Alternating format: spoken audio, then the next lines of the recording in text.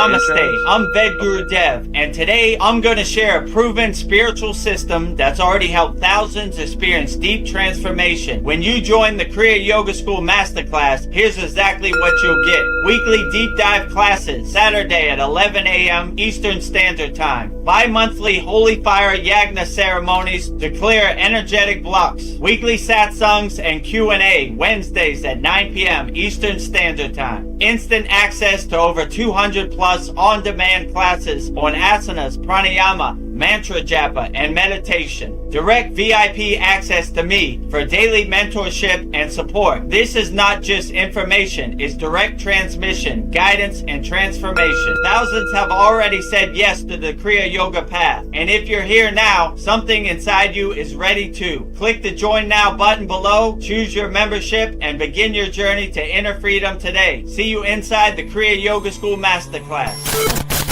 Kriya Babaji Namo.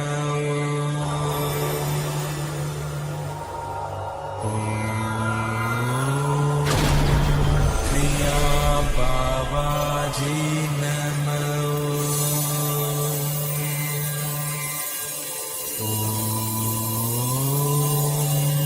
Kriya Babaji Namo.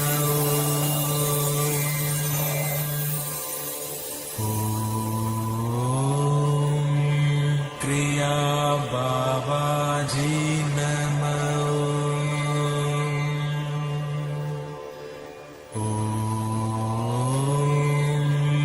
Kriya Babaji Namo.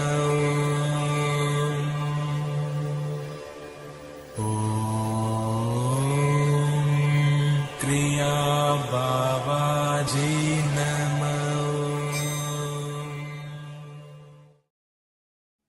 Welcome to our October 8th Vedgurudev's live Kriya Yoga Q&A Satsang here at the Kriya Yoga School. As you could see, we're joined by our very honored and auspicious guests, and I will say each of our deities, each of our devis, each of our goddesses, each of our ascended masters mantra 3 times with love and devotion. We'll start with Goddess Lakshmi Devi, the goddess of infinite abundance, wealth, and prosperity.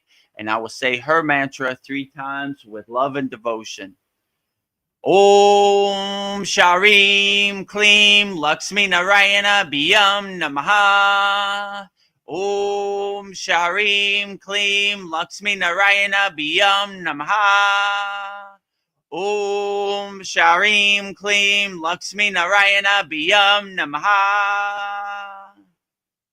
Next to her, the highest of them all, Adi Yogi, the first yogi, pure consciousness himself, Lord Shiva. And I will say his mantra 3 times with love and devotion also. Om Namah Shivaya. Om Namah Shivaya. Om Namah Shivaya. Next to Lord Shiva is his son, Lord Ganesha, remover of all obstacles, Lord of success. And I will say Lord Ganesha's mantra 3 times also with love and devotion. Om Gam Ganapatiye Namaha. Om Gam Ganapatiye Namaha. Om Gam Ganapatiye Namaha.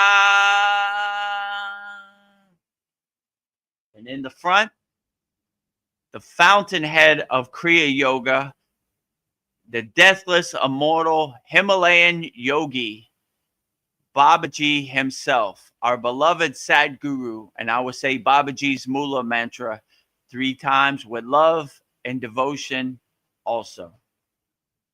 Om Kriya Babaji Namo. Om Kriya Babaji Namo. Om Kriya Babaji Namo. And last but not least, the deathless immortal Himalayan yogini, pure Shakti, pure Kriya Yoga Shakti herself, Mataji. And I will say Mataji's Mula mantra 3 times also with love and devotion. Om Kriya Mataji Namo.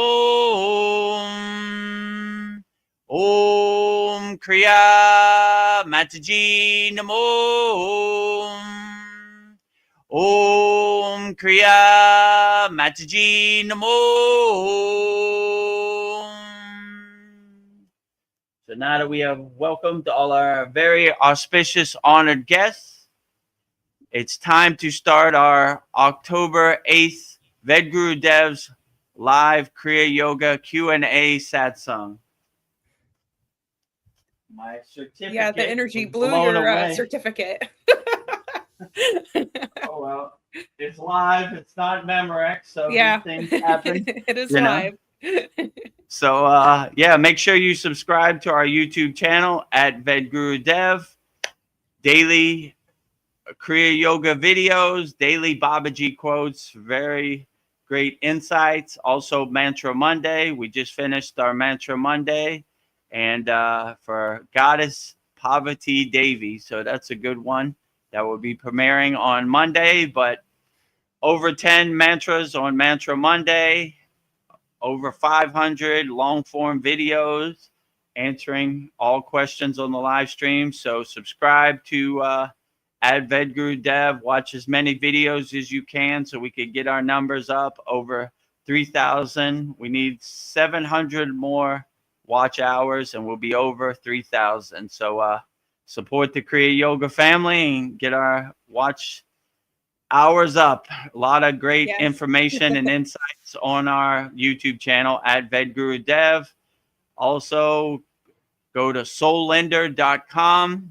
We're connecting souls, uniting hearts, spreading love around the world. Over almost 800 like-minded yogis and yoginis connecting all around the world. We have a map tab. You click on the map tab and you can see location pins from all around the world. See who's close to you. Maybe you find a like-minded yogini so you can make a romantic connection. Maybe you find people that like to practice yoga in your area and you build your soul family. Go to soullender.com. And if you want to join me, Veronica, Paul, Mariana, all of our members practicing Kriya Yoga, mastering the supreme science of Kriya Yoga, go to kriyayogamasterclass.com. And I will personally guide you and you will have a personal connection to me. And we'll try to integrate the supreme science of Kriya Yoga into your daily life. So with that, all that said, everything is on the screen. Choose which one resonates best for you, what works best for you, and get started. I'm planting that tree today, not tomorrow, not waiting. Have some tools in your pocket to integrate into your daily life because this Maya delusional world is definitely crazy. So have some kind of tools or some spiritual practice to integrate in your life and you should be okay. No matter what this crazy world throws at you, you'll be able to overcome it. So with that said, we'll start our October 8th Vedgurudev's live Kriya Yoga Q&A satsang with me and Veronica. Namaste, Veronica. How you doing today? Doing great. Namaste, everybody. I'm happy to be here for yet another satsang. So enjoying the present moment. So, and I think this channel is just so special for like-minded people to be here to talk about Kriya Yoga and spiritual questions. I feel like this is our sacred garden, for a safe place for us all to ask our spiritual questions. So I'm excited to see where the conversation flows. So thank you everybody for coming. And yeah, I guess we'll just dive right in. If you have any questions, put it in the YouTube chat and we'll answer it wholeheartedly. Yes. And welcome to our sacred meditation, mindful garden, a walled garden, a sacred sanctuary here. So no spiritual question is off limits. No. And yeah, we'll answer all your questions, because I know it's a lot of misinformation out there, but not a lot of real soulful answers. So we'll try to give you the best soulful answers we can here on our satsang. Well, we've got Paul backstage. He says, "Namaste, fellow truth seekers. Namaste." Namaste, Paul. Glad to have you here as always.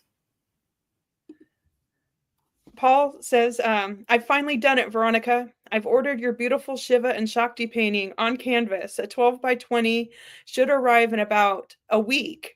Thank you. Costs only around $40. I can't wait." Wow. And here's Nice. the painting right here at the top of the wall. Shiva Shakti coming together. Yeah, so when we had our 1-year anniversary, we had the divine union of Shiva and Shakti that Veronica painted so beautifully. So that's excellent, Paul. Paul made a big canvas of it. Outstanding. And when you come to our Saturday class, I have a framed one of all 6 of our certificates that Veronica painted. So it looks so beautiful. Yeah, that's divine timing. We just recorded Pavati. So she's the Shakti of Shiva. So yes, Right. I think that's awesome. So yeah, the divine masculine and feminine coming together. That's just so perfect. The Ida and the Pingala, Yeah. the yin and the yang, the solar and the lunar, Yeah. the masculine and feminine, the divine union. Without Shakti or Parvati, the universe would just fall apart, right? It's the glue, it's the energy that holds everything into place. So we need masculine and feminine energy to balance us out, right? So Yeah. this is a profound thing I learned on the spiritual path also, that too much masculine mantras, I needed some feminine mantras to balance me out, right? I was out of balance, praying to all, Shiva, Ganesha, Muruga, Krishna. I had all the masculine, but it doesn't work unless you balance it out with the feminine. So on Mantra Monday, we do a male deity, a Lord, and we do a female deity, Devi. So to balance the energy, right? Yeah. Masculine and feminine, balancing it out. Yeah, a balance for spiritual growth and self-realization. So Absolutely. yeah, and if you join Soul Linder, that's what you'll find. Perfect balance. You'll find your Shiva and Shakti there. Yeah. Just yeah. Maybe that should be our tagline. Find your Shiva and Shakti. It's Give so it a good. try. Connecting souls worldwide, Yeah. You never know. Your soulmate might be there, or Yeah. somebody who shares your same energy and practices yoga in your area. Give it a try. You got nothing to lose. Someone I can talk to who doesn't think I'm crazy. It'd be a great thing. Like-minded yogis and yoginis, people walking the spiritual path, almost 800. So hopefully there's somebody there for you. Try it out. Oh, and we have Zain Ahmad here. He says, "Namaste, all beautiful souls. Namaste." Namaste, beautiful Zane. Glad to have you here as always. Namaste to all beautiful souls out there. Yeah, we're all beautiful. Sandy says, "Hi, all. That's amazing, Paul." And then the 3 clappings. So that's my cue to find the clapping. Intense.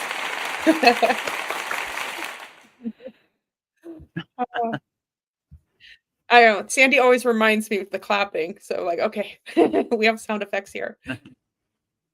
Oh, Sandy has another comment. Sandy says, "I love your creativity, Veronica. Was looking at some clips on your channel. The way you arranged the fruit and food planters were totally visually stunning. Was like I could eat it with my eyes." Oh my God, Sandy, thank you. Yeah. Outstanding. Yeah, I agree. Veronica is a great chef and a great arranger of colors and painting and fruit platters. So keep up the great work, Veronica. Yeah. You're doing outstanding. Well, I think that's all of our greatest gifts is just our creativity, whatever it is inside of us. Whatever it is inside of us, we have to share it. Our imagination is our greatest gift, is what I Yeah, believe, anyways. definitely. Let your soul shine, whatever it is, right? Sandy said, a feast for the eyes, not just the stomach. Oh, thank you. Very kind of you. Outstanding. Yeah, I agree. Well, that's all the comments. I don't have any questions yet piled up. So let me find a question for you. I know I was thinking like when we have illnesses and we understand what our body is communicating, what it needs, we can heal ourselves. For example, like if you have acne, it's a sign that your body needs zinc or vitamin A or omega 3 or arthritis. A sign your joints needs collagen, minerals for repair, brain fog. A sign your body needs B vitamins and electrolytes for clarity, and migraines, a sign your brain needs magnesium and minerals. And I was thinking all these cures are in food, and it's not in what big pharma prescribes these medications for us. But there's no money in like healing ourselves. And I was just thinking it's interesting, like Mother Nature provides everything we need, but we've been diverted to, science. But I don't know, I think we need, the cure is so simple and we just don't even realize it. That was a thought I was having today. So any thoughts on Yeah, that? I would definitely say the money is in the medicine, not the cure. They're they're not trying to cure you. They're just trying to get you attached to some pill, some magic thing that is going to heal you. And they want you to not realize your true inner divinity, your true self, that you can heal yourself. And they want you to think that somebody else out there is going to save you, and the government's going to protect you, the big pharma is going to heal you, this and that. Everything is meant to divert you from your true self. Like once you realize that you have everything you need inside you as you, all you have to do is realize it. Then they can't monetize that. So they're trying to do everything they can for you to give your power to them, and for you to trust them. That's the way they can monetize it. If you realize that happiness is inside you, happiness is internal, not external, they can't monetize that. And that's what they hate. So they're going to do everything to make sure that you need them. And that's how they get money. If you don't need them, you're not going to give them no money. Like, Yeah. hello, friend, come over here. Happiness is in a chicken nugget, right? And, if you don't believe that happiness is in a chicken nugget, they can't sell no chicken nuggets, or whatever. Happiness is in a new iPhone 500, whatever, So if you don't believe that happiness is there, they can't sell you. Like, so they'll do everything they can to steal your power away and sell you something that they don't have. If how can they have your happiness when happiness is internal? So they don't want you to come to that realization. Buy this will make you happy. Buy that, it'll make you happy. Buy this pill, it'll heal you, whatever you're going through. Like, I like these commercials. When I went to America, some woman running through a field of daisies. I'm so happy that I take this pill, and then it comes to the end and it says, if you feel like you're bleeding out your butt, go see a doctor. If you have, oh my. like real fast at the end, like, what? That don't make me happy. This pill is going to put me on a bridge and I'm going to try to jump off. I'm definitely not taking this pill. But they don't want you to see behind the curtain. They just want to trick your subconscious into thinking that, oh yeah, if I take this pill, I'm going to be running through the field of daisies. Life will be beautiful. Life will be so beautiful. This little silly little pill will make me happy, right?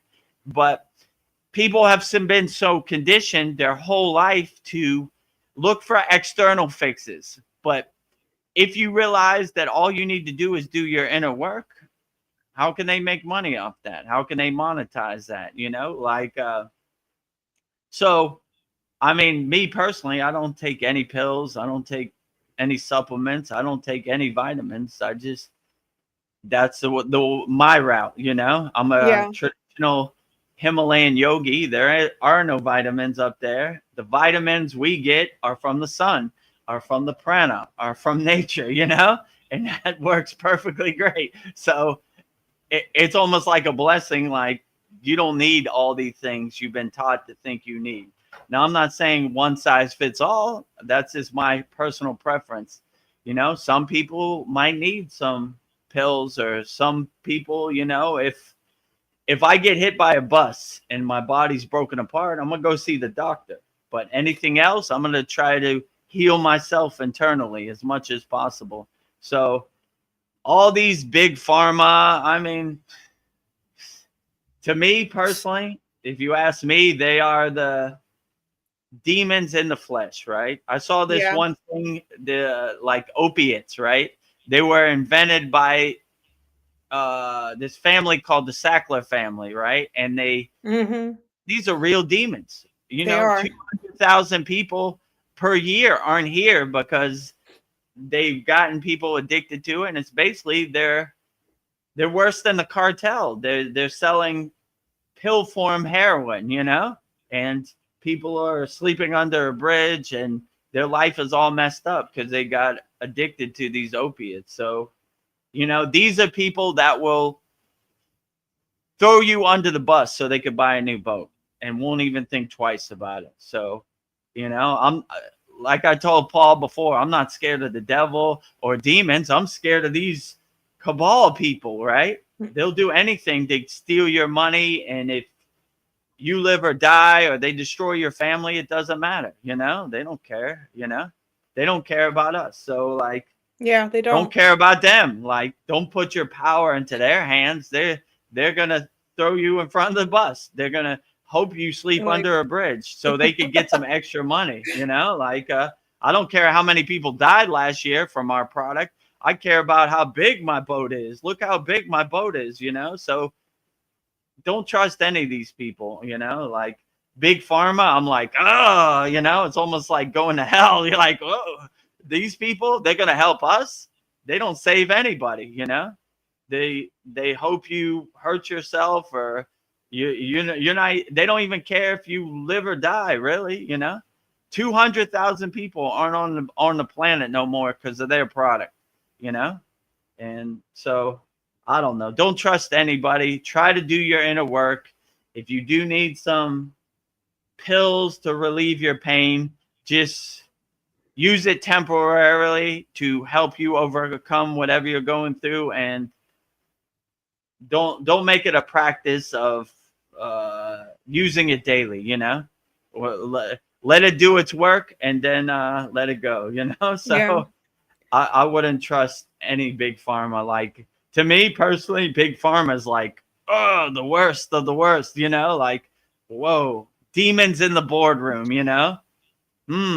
How many people can we hurt to make sure our stock price goes up? Yeah. So, like, these are real demons to me. Like, I want to stay as far away from that. That's like almost going to hell for me. Like, I definitely don't want to give my power to anybody else to heal me, because they're not healing you. They're just tricking you and stealing your money. So I mean, my personal preference is do your inner work, and you don't have to depend on external things to get you to the place you need to go, So, Yeah, I think but I'm lucky there are no pharmacies or hospitals in the Himalayan mountains. So, I had no opportunity, which was good for me, because I realized I didn't have to depend on anybody to come save me or help me.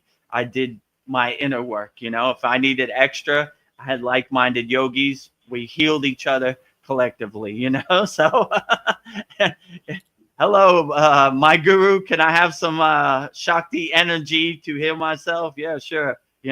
Or if he needed some Shakti energy, I was readily available to heal him. And everybody collectively, we got to a Yeah. point where we were looking for somebody. Some guy comes to the Himalayan mountains. He thought it was a bright idea to walk barefoot with this dhoti up to the Himalayan mountains. He got up there. His feet are all tore up, and we had Shakti to give. So we give it wholeheartedly and heal everybody as much as possible. So rising tides lift all boats. So I come from that perspective. Like if you told me take a pill, this will make you feel better, I'd be like, why? I had no Why? pills up there, and I didn't need it, right? And yeah, big pharma's coming to save you, and you should buy their product so their stock price could go up. No thanks. I understand. I have all the tools inside me as me, and no one's coming to save me. So I don't depend on any pills, and I try to make it a practice of not using any big pharma products or any products that don't serve me. When you see the Wizard of Oz behind the curtain, they're trying to sell you happiness that they don't have. So when you realize happiness is internal, not external, you're not looking for anything external to give you happiness, because they're selling you some snake oil that they don't have. So all these charlatans at Big Pharma, they can get as far away from me as possible. I Yeah. laugh at them like the joke it is. Like, yeah, sure. Yeah. Oh, wow. Your little pill's going to save me. Oh, sure. Yeah, great. I'm going to be running through the field of daisies. These funny jokers at Big Pharma with their fake narratives, and buy this pill. This will enlighten you. The enlightenment pill. Oh, yeah, sure. Right. I met many enlightened beings. None of them take pills. So I don't believe anything you say, No boat for you. No money Yeah. for you over here. Also, I think if you're doing the inner work, your body will tell you what it needs. Your body's True. your own doctor. Like, I have arthritis in my knee, and I've been craving foods that have collagen in them. Like, I've been craving eggs and yogurt and cheese, carrots with peanut butter, and I don't know, like yogurt with berries. And like I've been wanting to make a quinoa salad with beans and avocados. It's just like my body's telling me what it needs. And then my other Yeah. question is, oh, go ahead. Your inner doctor would tell you what you need, right? Yeah. Like, just because somebody wears a white coat, they're just guessing. They have no clue what your real body needs. So if you open the channel for your body to tell you what it needs, it will tell you. I would listen to your body. I wouldn't listen to anybody outside your body. Your body would tell you, like Veronica says. You know what we need? We need some peanut butter. We need some yogurt with some berries. And, it'll tell you right there. You just got to listen. We've been so hypnotized to give our power to other people and listen to other people. All we have to do is go inside, and our body will tell it what it needs. Listen to your body. Don't listen to anybody outside your body. Your body is the best inner doctor you have, So just because somebody wears a white coat, they have no clue how you feel inside you as you. So listen to your inner body, and the best inner doctor is yourself. Yeah. So yeah, I would listen to your own body and use your own discernment. Even if they tell you something like you should do this or you should do that, use your own discrimination and make decisions like, yeah, maybe I should do that, or nah, I ain't doing none of that. Take this nice opiate pill and it'll make you feel better. No thanks. I have seen the news. There are 200,000 people on this earth this year who aren't here no more because they listen to the big pharma narrative. Don't take opiates don't take it at all. Don't do it to yourself. Don't do it. Try to stay as much away from drugs as possible. There are some cases where you do need something to help relieve the pain. That's perfectly fine. But once you have overcome the pain, let it go. I mean, you don't have to be a hardcore yogi or yogini like them in the Himalayan mountains. no pills, no pharmacy, no doctor, no hospital. But, you know, use your own discernment. Don't be dependent on anything external if you can. Let's say it like that. Because if you could do your inner work, it's more a permanent solution, to a temporary problem, right?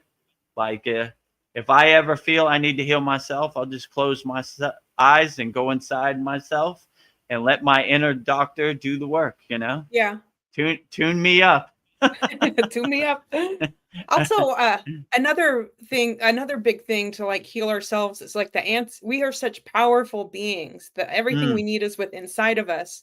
True. Like fasting, and then even if you go as far as dry fasting, how powerful that is. Like your body will clear up everything. And then if you add grounding and sunlight, you're like a powerhouse. You can there's no such thing as disease if you know how to like focus your inner work and use everything's within inside you, not outside of you.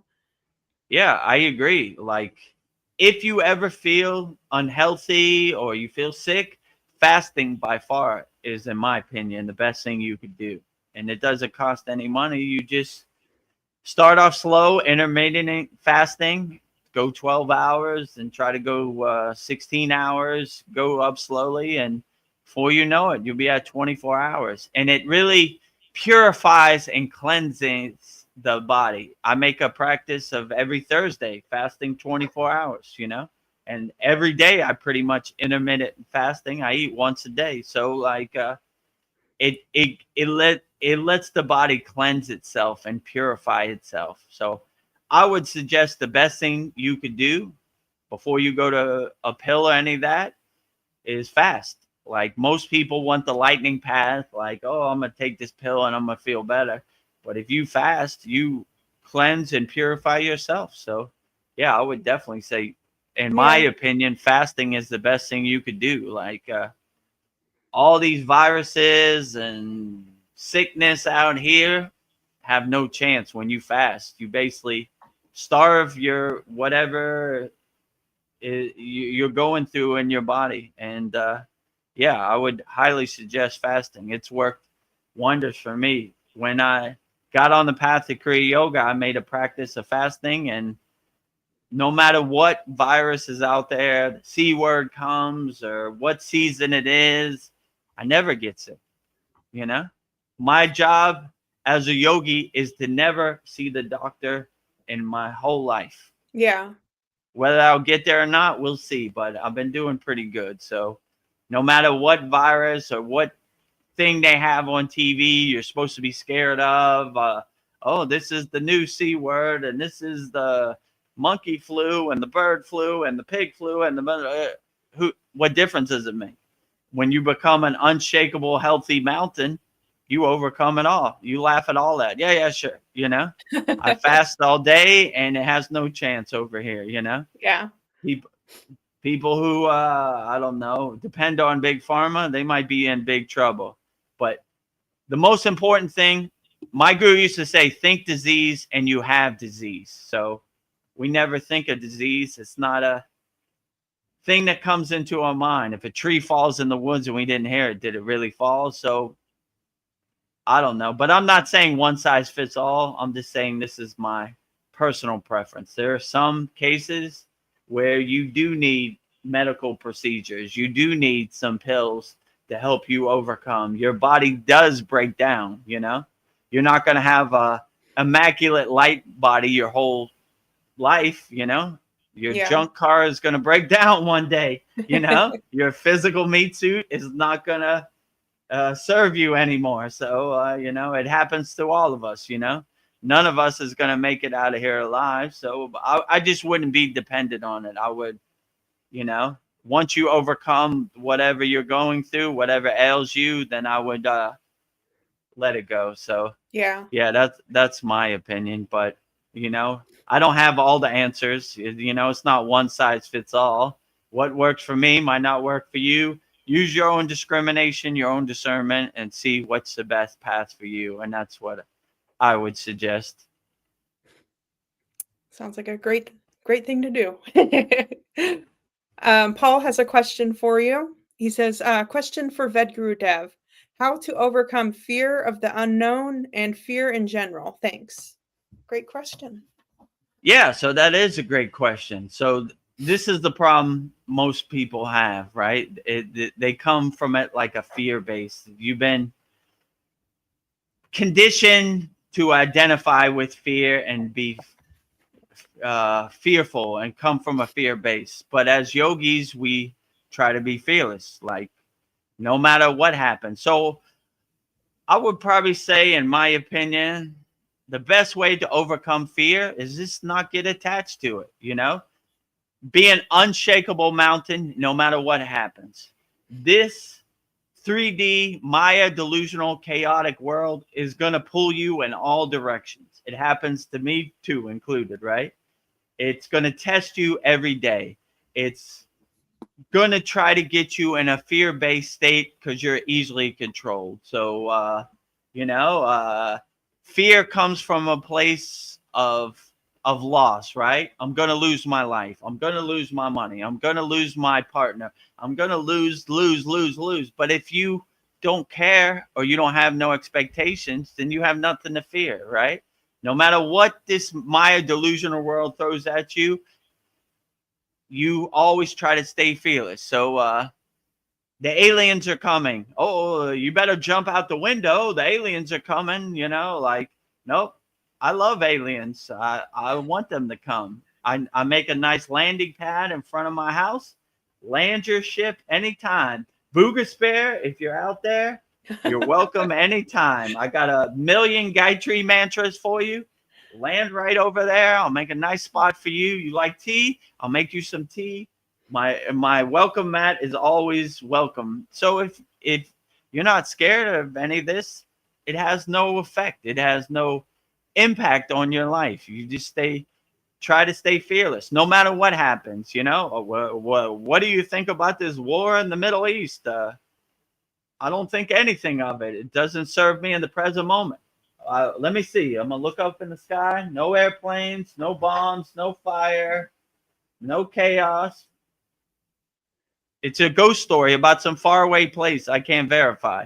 I don't fear it at all. Well, aren't you scared that they're gonna hurt you or hurt your family? No, this doesn't serve me in the present moment. So I would just try to stay fearless no matter what they throw at you. They're gonna throw a bunch of things to lower your frequency, because if you're fearful, then you're easily controlled. So their playbook is divide and conquer, right? You should be scared of this person. They have a different skin tone than you. You should be scared of this person. They have a different religion than you. You should be scared of this person. They have a different flag than you. You should be scared of this person. They have a different form than you, So if you're not scared of any of that, then you can't be fearful, So I would just look at fear as a wasted emotion and try to do as much as you can to overcome it. I understand it's hard because our whole life we've been conditioned to fear, right? You should be scared of Muslim people. They're going to blow up your house or whatever, But if you're not scared of them, I've been all over the world when I was a DJ. And I could tell you 99% of the people in the world, they're just trying to be happy and feed their family just like you. There are some bad apples, but majority of the people are good people. They're kind people. They're happy to see you. And who cares what religion they have?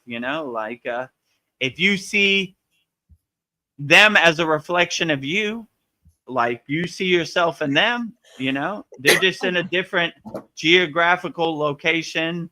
They have a different form of God that they resonate with. Who cares? And that's how the 1% controls the 99%. Divide and conquer. You can't love this person because they believe in a different God. They worship false idols. What's a real idol? If you see God everywhere and everything is God. So when you start to see the Wizard of Oz behind the curtain, you see their playbook they're running. And why would I hate other people? I come from a place of love, never from a place of hate. So I don't hate anybody. Why would I hate somebody because they have a different skin tone than me? Who cares? You know, why would I hate somebody because they have a different name for God than me? Who cares? You know, like, why would I hate anybody? You know, don't hate anybody. Love as much as you can unconditionally. And their fear-based propaganda has no meaning over here because you stay fearless yogis, you know? Even if it's the end of the world, don't let nothing shake your meditative state, right? Unshakable mountain. No matter how much it rains, unshakable mountain. No matter how much snow, unshakable mountain. No matter how much sun, unshakable mountain. No matter how much wind, unshakable mountain. So whatever they throw at you, look at it like the joke it is. Ah, ha, ha, yeah, sure. What do you think about the war over here? Nothing. I look outside my window. I don't see no war. I see trees, birds, and peace and harmony. Doesn't serve me. Cool ghost story, bro, but I'm not buying it, you know? So if you have that discrimination and discernment, you'll be able to overcome fear and laugh at fear like the joke it is. So that would be my best suggestion. Just don't be scared of anything. The world is going to happen the way it's going to happen, and fear to me is a wasted emotion that you don't need, right? It's going to happen the way it happens. What do I get by fearing anything? Nothing really. So, you know, it's going to take some practice, you know, because since birth, you've been conditioned to fear and identify with these things and these narratives. But once you start breaking them down and throwing them away and doing your inner work, you start to laugh at this fear that's out there, you know? No longer serves me. Swaha. Goodbye, fear. You know, I burn it all up, right? Oh, Katu Roti says, hi, all. Good to see you, Katu Hello, Roti. Katu Roti. Glad to have you back. Whatever questions you have, don't be shy. Put it in the YouTube chat. We enjoy all your questions and keep them coming. Well, Sandy says, it can be hard for us to see and read things online, including racist comments and viewpoints. I've never seen so much anti-Semitic and anti-Islamic sentiments. My remedy has been to keep shining the light and channeling love. What else might we do? Yeah, what else can we do? Yeah, I'm under no delusion that it's not hard out here. It is definitely hard. It is definitely overwhelming. They're pulling you in all directions. They're trying to steal your energy. They're trying to get you to regurgitate their narrative. Like, yeah, I mean, I would just, what would I do? I would turn off the TV. I would kind of create some separation and distance between you and the Maya delusional world, you know, like kind of look at yourself as in the audience of the movie theater and the Maya delusion as a comedy show on the movie screen. Like, there he goes. You know, Kramer's coming in the door for, you know, Seinfeld, and, you know, Norm the mailman's going to come. And, you know, you start to see the pieces on the chessboard and see the Wizard of Oz behind the curtain. Like, oh, here they go, talking about those Muslims again. They're running that playbook on page 5, which they always do. Let me tell you a story about Muslims. But if you know Muslims or you know Arabic people, like I said, they're trying to feed their family. They're trying to be happy just like you. Yeah, there's some bad apples, but there's some bad apples in all religions, you know? Like, it happens. The 1% can't define the 99%. So I would just say whatever narrative they have, it's trying to get an emotional reaction to you. That's what they really want. They want to boil your blood and get an emotional reaction.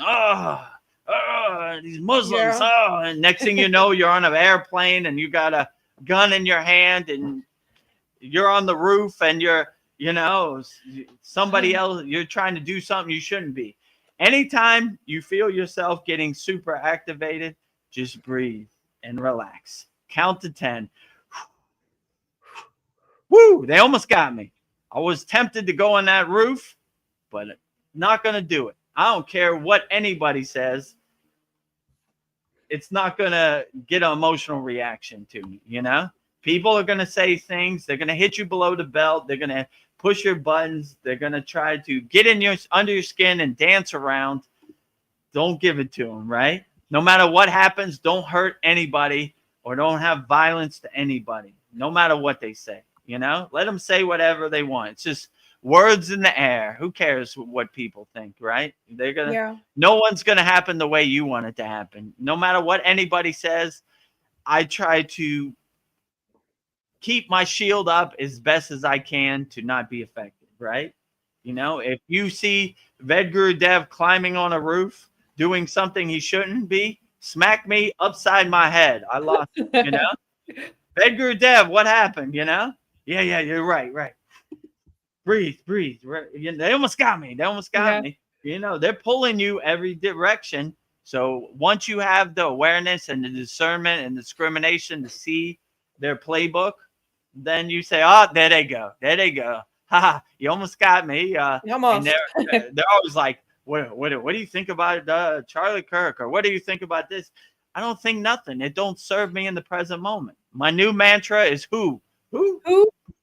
Donald Trump? Who's that? I don't know. You don't exist in my universe. Who?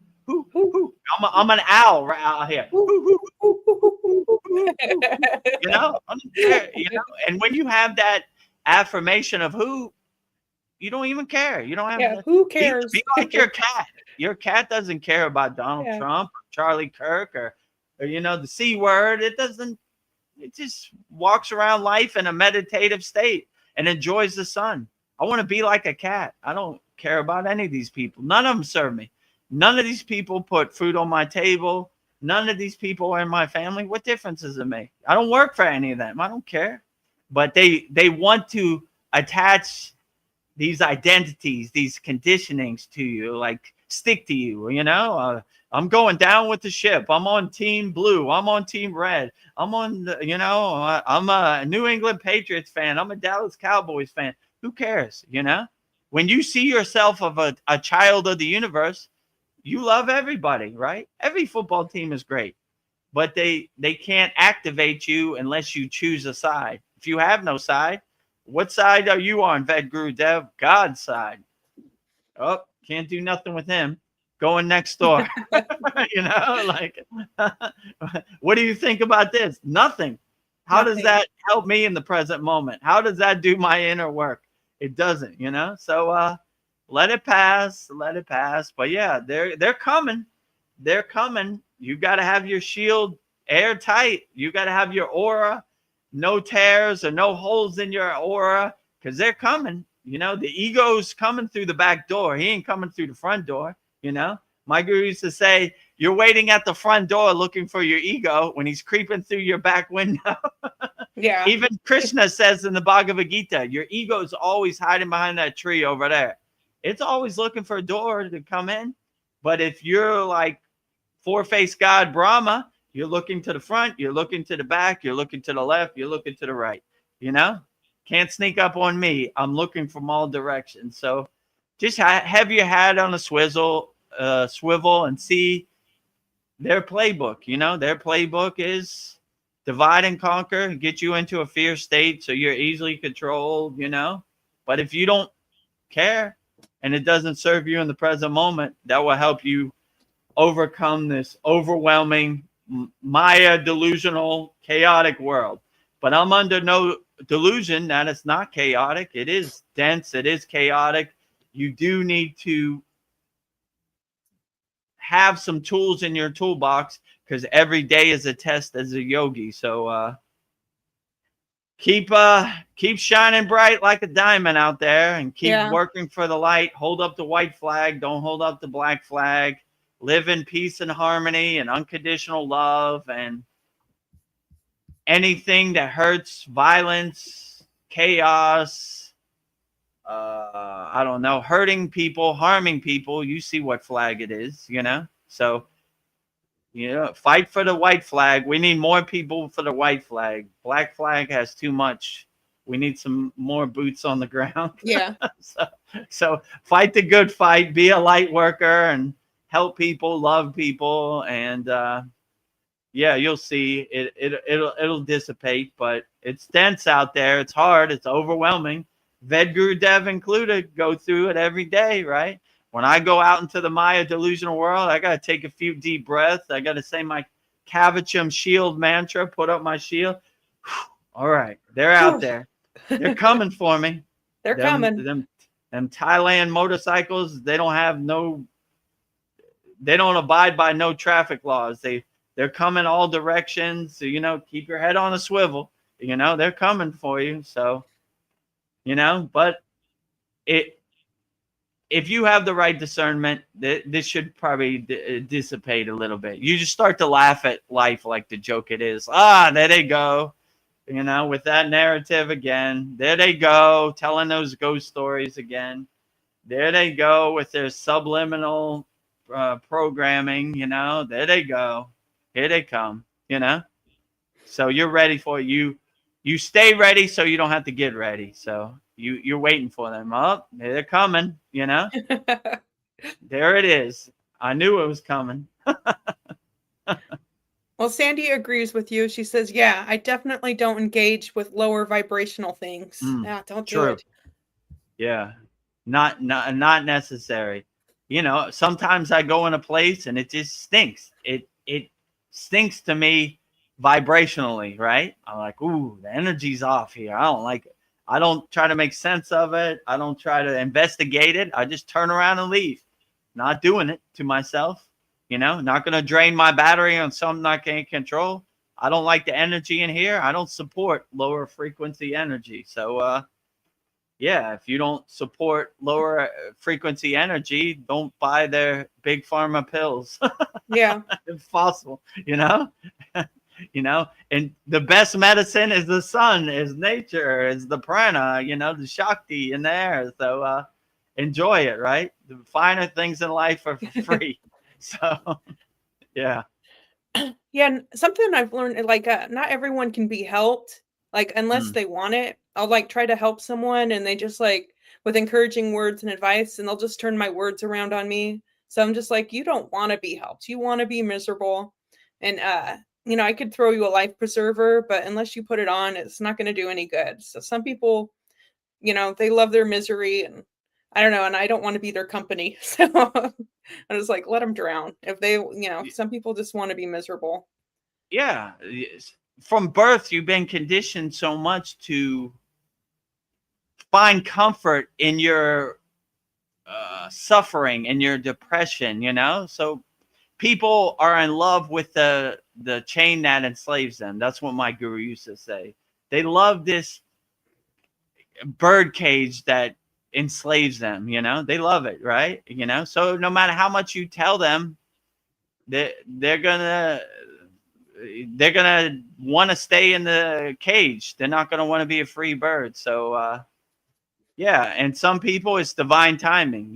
When I was my daughter's age, 16, I didn't want to hear about God or any of this stuff. Like some people, it takes them to go through some stuff to really see the light at the end of the tunnel. So I don't know. All you could do is, if you want some help, how to overcome, I'll show you what I did. And I'm here if you need me, but on your own timing, you could lead a horse to water, but you can't make it drink. So, just be a lighthouse whenever that ship has lost at sea, is ready to come back to shore. Some people want to stay lost at sea. They love being lost in the sauce. They love treating their body like an amusement park. They love the identification with the narrative or the conditioning. They love all that, They feel like they're part of some movement. But if you don't resonate with it, then you just let it go. Like, not for me, Yeah. What do you think about these pills at Big Pharma? Not for me. I don't right? need it.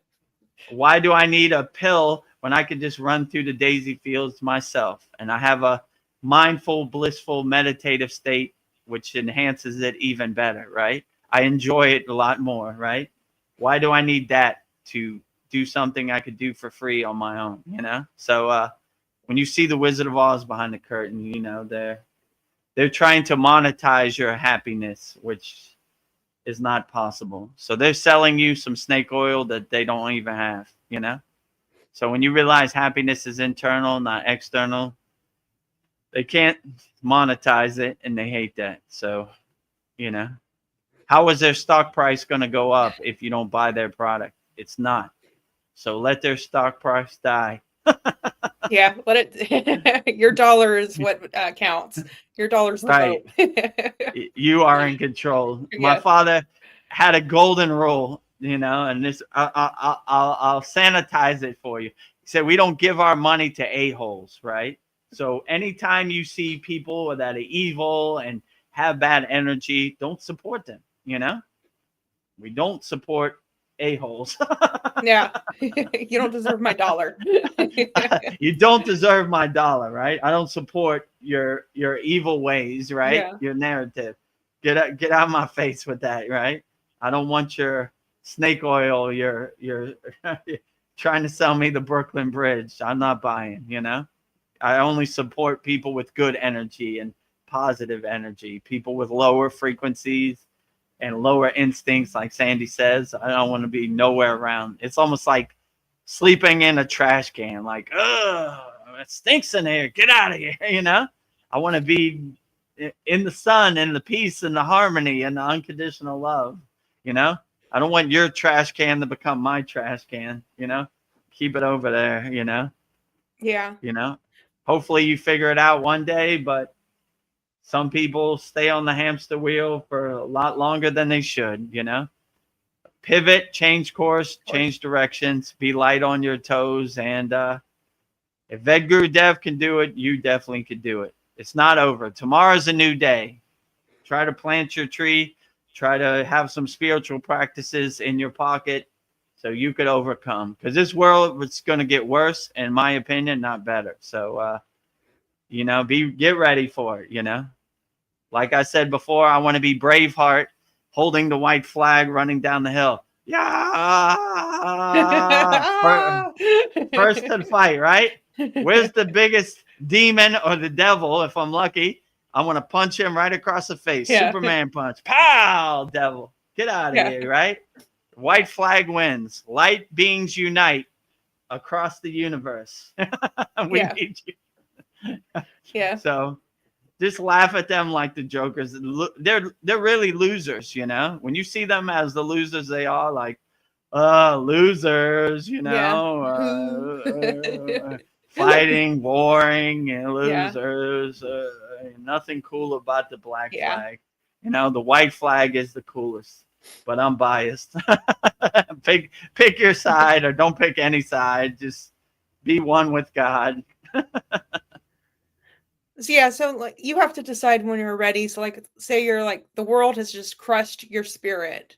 How can the tools of Kriya yoga, you know, help me? What would you say to somebody who's just like, you know, they're ready, you know, like they see that what they've been doing isn't working. How would some of the tools work for them? Yeah, I would say the world crushes all of our spirits. Yeah. The people who overcome it just have some tools and just kind of laugh at the Maya delusional world. It's not going to happen the way you want it to happen. So you have to be light on your toes, and you have to be adjustable and be able to pivot and change course. And don't get attached to any outcome, or don't have any expectations. Just kind of laugh at the world, the Maya delusional world, like it happens. Like, there it goes again. The comedy show on the stage of the universe. It's going to happen the way it happens, but it happens to all great yogis and yoginis and people on the spiritual path. We're all crushed by this Maya delusional world. The only thing is we have the right discernment and the discrimination to climb out of that pit of despair and not roll in the mud with the pigs, you know? Like, nah, I've been there, done that, you know? That's why I understand a lot of our members, because I was there a couple years ago. The only difference between me and anybody out there watching this on YouTube is I just figured out this isn't the way, you know? This isn't. this doesn't make me happy. What they say makes me happy doesn't make me happy. I stopped identifying with my bank account, my car, my house. None of this matters when you ascend. I highly doubt God's going to be like, how many cars did you have, Vedagurudev? That has no meaning up there. Yeah. So all these identifications or conditionings we're attached to have no meaning. You should do what has meaning, aligning yourself with your inner divinity, realizing your true inner potential, help as many people as you can, love as many people as you can unconditionally, and I don't see how you could go wrong. But yeah, it's dense out there. The Maya delusional world, if you let it, is going to throw you under the bus every day. So once you realize that is the game we're in, the video game we're in, the simulation, whatever you want to call it, then you be able to level up a little faster. Like, not going down that road. I went down that road before and didn't serve me well. So Nope. I'm gonna go the other direction, and I'm not gonna let people dictate which way I go. I say the government tells me to go right, I go left. Not there to help me. I don't trust them at all. So yes, you start becoming your inner doctor. You start doing your inner work, and you start really helping yourself. But it comes for all of us. No one's excluded. The greatest yogis and enlightened beings I know, they're crushed by the universe. They just don't attach to it. So me too. I'm crushed by the universe. It doesn't happen the way I want it to happen every day, but I just have tools to overcome it. Then all right, that's, whatever. That's the way it happens. No expectations. If you don't have no expectations, you can't really be disappointed. So have no expectation. The Maya world keeps on Mayaing. That's what it does. I don't have no expectations. I don't, Yeah, no expectations. So, I'm not trying to change the end of the movie. It happens the way it happens. And I'm trying to stay light on my toes and be adjustable. And whatever it throws at me, I overcome it, So, yeah, have the right mindset and realize no one's coming to save you, So save yourself. Do your own inner work. You don't need anybody. So, yeah, that would probably be my best suggestion. Nice. A couple comments from backstage. Sandy says, great question, Veronica. Well, thank you. I don't know. I just try to keep us on topic and keep Vedagurudev cooking. So thank you. Yeah, I like these questions. It gives me something to contemplate.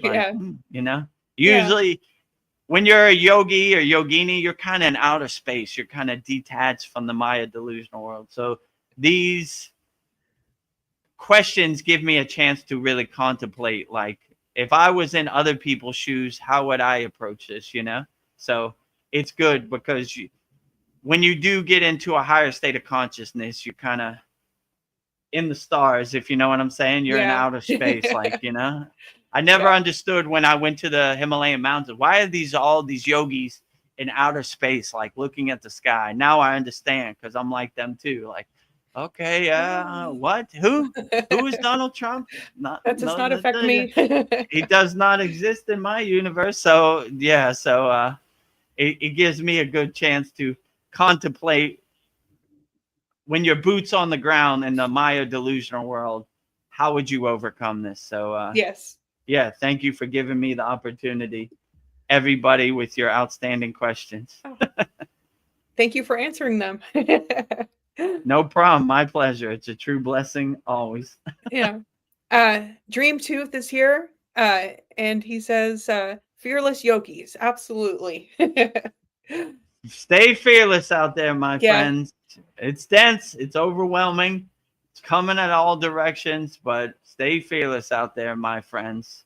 Don't attach to don't let their ghost stories become your ghost stories. Their narratives become your narrative, and make your universe as blissful as possible, as fearless as possible. Have no fear in your happy place. Yes. Sandy says, "Do not feed the fears." Yes, don't feed the bears. Don't feed the fears. Yeah. Uh, I said before in the Satsang, we water flowers, we don't water weeds, which basically yeah. means we don't water negative thoughts. We water positive thoughts, love unconditionally, right? We feed cats, we don't feed rats, you know? So all this, we don't feed negativity at all, right? We stay out of that pit of despair, that fearless state as much as possible. Don't be in a fear-based state, right? You know, that's their playbook. You keep you in a state of fear. So you're scared. You'll put some chemicals in your body because you're scared you're gonna lose your life, or you'll get on an airplane and go fight for something that has no meaning to you because you're scared. You're drinking the Kool-Aid of freedom and democracy.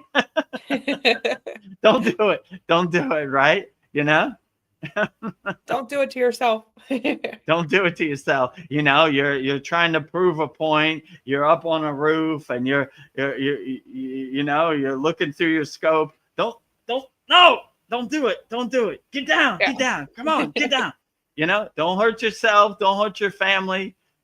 You know, when you're in jail or whatever for life, they're not going to help you. So don't care about them. You know, who cares what anybody says? Say whatever you want. I don't care. You know, nothing is going to make me climb up on a roof and do something I shouldn't, no matter what you say. Right. So have that discernment. Right.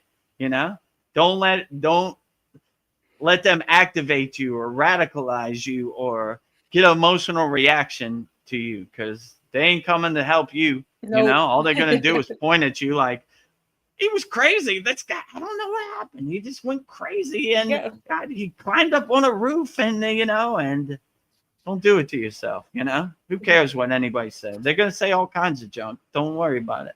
Like, doesn't exist in my universe. So if you feel yourself climbing up on a roof, smack yourself across the face and wake up and say, oh, I almost got you. I'm climbing down. Oh, you know.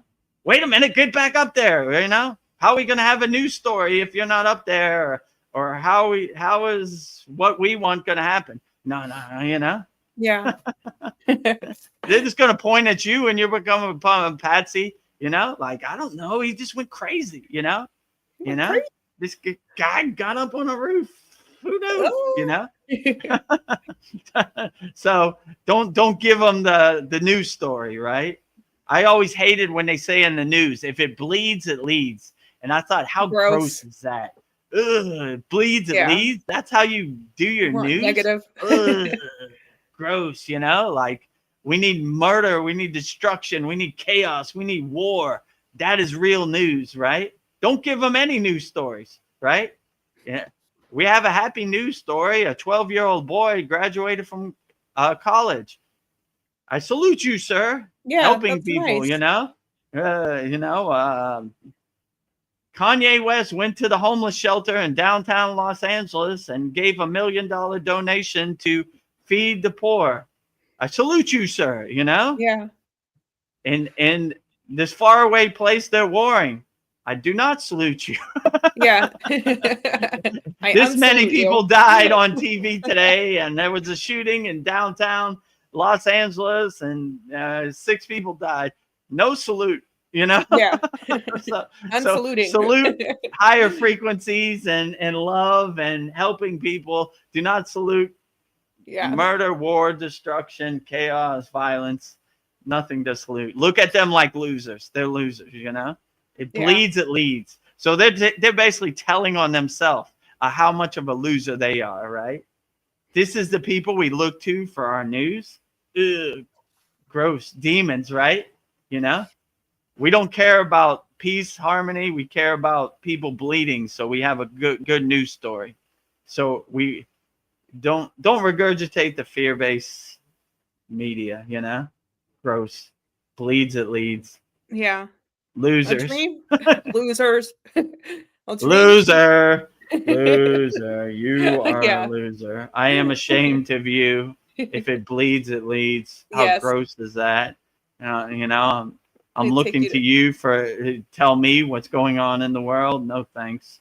You know, that's You why need to my take them to TV is jail. like, take them to jail. Woo! That is not the way. You know, Baby Yoda would not approve. Yeah. You know, their creed is the Mandalorian creed is this is the way. This is not the way. It Yeah. bleeds, it leads. You're telling on yourself that you are a loser. I am Yes. ashamed of you. You know, if it loves, it is great. That should be your Yeah. new mantra. Yeah. I want uplifting if you stories. if you I want. help people, it is great. That is a real news story. Not Yes. bleeds, it leads. Gross. I want things that make my heart shine. I want my flower to bloom. Exactly.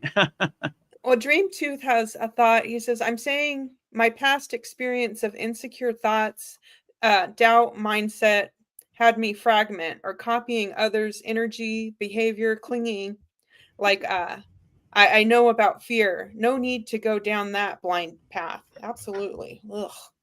Yeah, when you've been there, done that, you like don't want to go in there no more. Don't want to go down that road. I know where that road leads.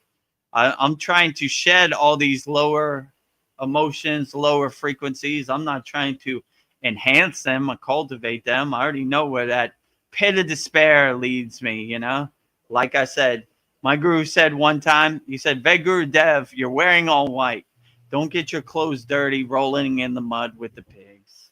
You know? So when you see behind the curtain, you see their playbook, and yeah, who wants to do that to yourself? You know, let your soul shine, bring your soul to the forefront.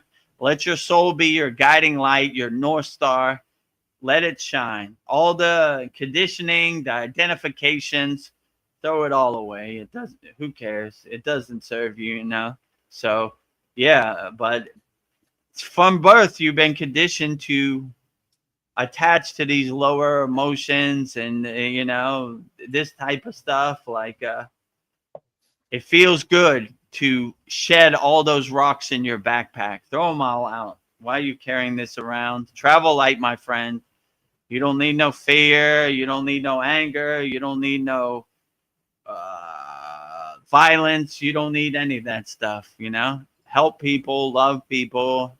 And I don't see how you could go wrong, in my opinion. Yeah. I think the cure is we just need to become more conscious. But I have a scary thought, but it's just something I need to, like, I don't know, share to just like wake people up. I was thinking, I don't know, do we give our consent when we watch these movies, you know, with predictive programming? Is it a workaround for our overlords to like get consent from us when we're watching these movies about pandemics and war and out, you know, like all these terrible things they want to bring to the world?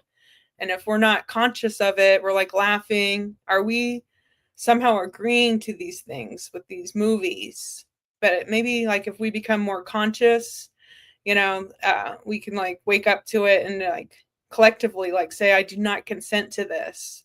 But I think Hollywood, you know, it's just an evil workaround for our overlords to like get consent from us. So I know that's a scary thought, but it feels real to me. Like I'm thinking like because we get numb to like violence and all these terrible things we see on movies. So I think, you know, like there's a rule that they have to tell us what they're up to, and that's their workaround. So I know that's a dark thought, but I don't know what your thoughts are on that, Vedagurudev. I would just say have your consciousness so high that no matter what any external person does, you cannot be affected. You laugh at it like the joke it is. No matter how bad you make your horror movie, it doesn't affect me because it doesn't exist in my universe. So they're going to come at every direction for you and try to steal your consciousness and lower your frequency. But if you're aware of the game that they play,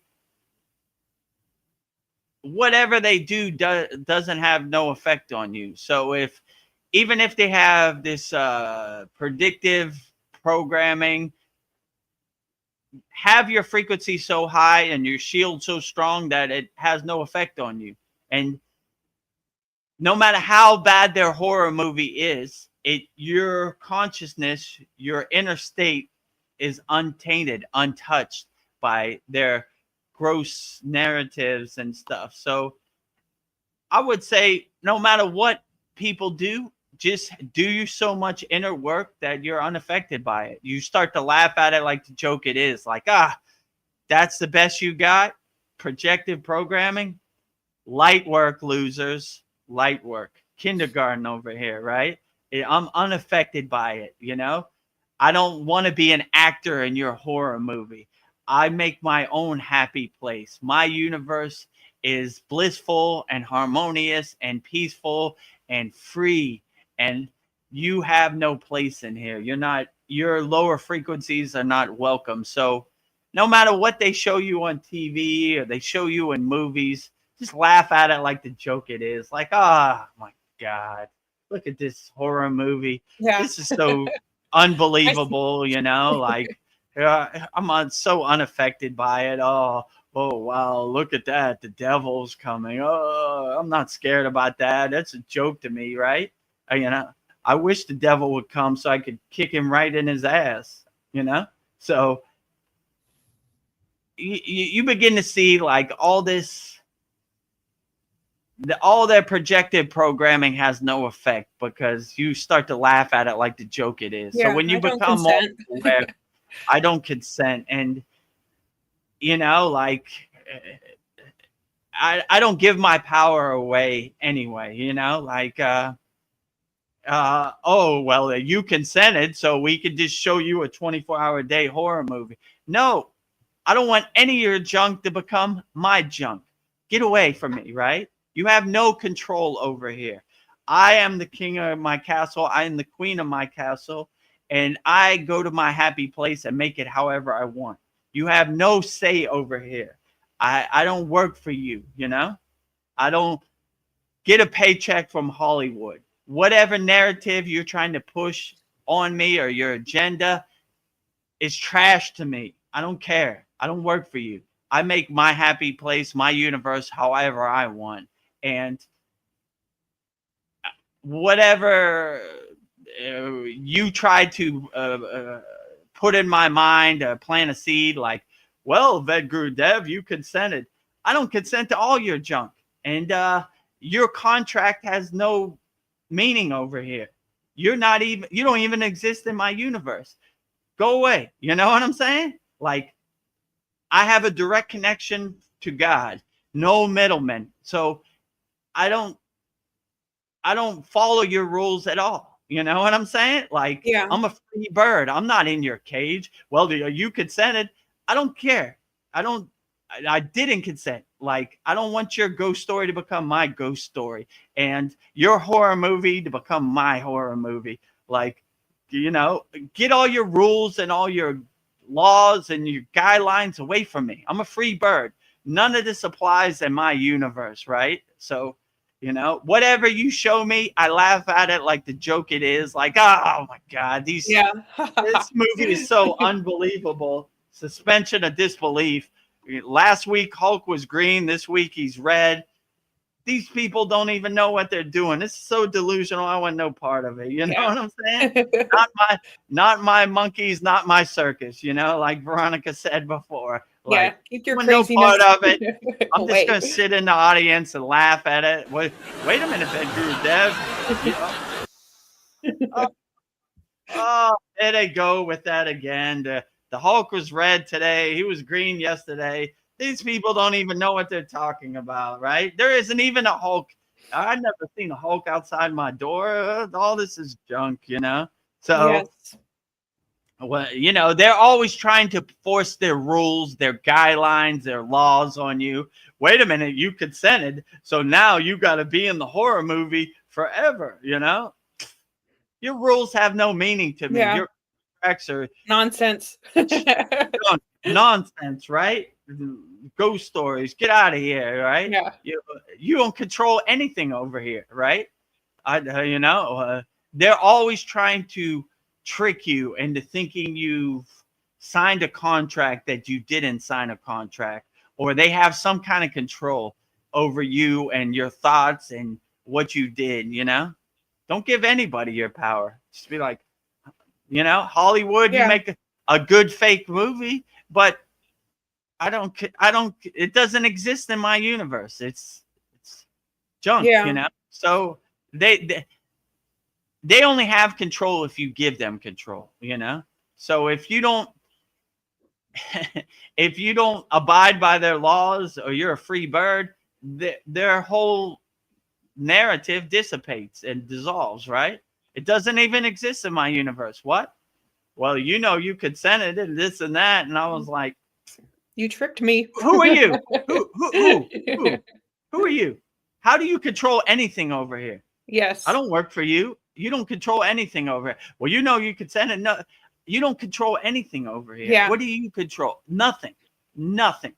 So whatever you try to subliminal message you try to plant, it just dissolves on impact when you have your shield up. You know, it's like meteors hitting your atmosphere, dissolving on impact. Consent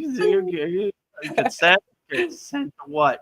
You know, get out of here. You're all losers. You're all jokers. You're all liars. I want to be nowhere around you, you know?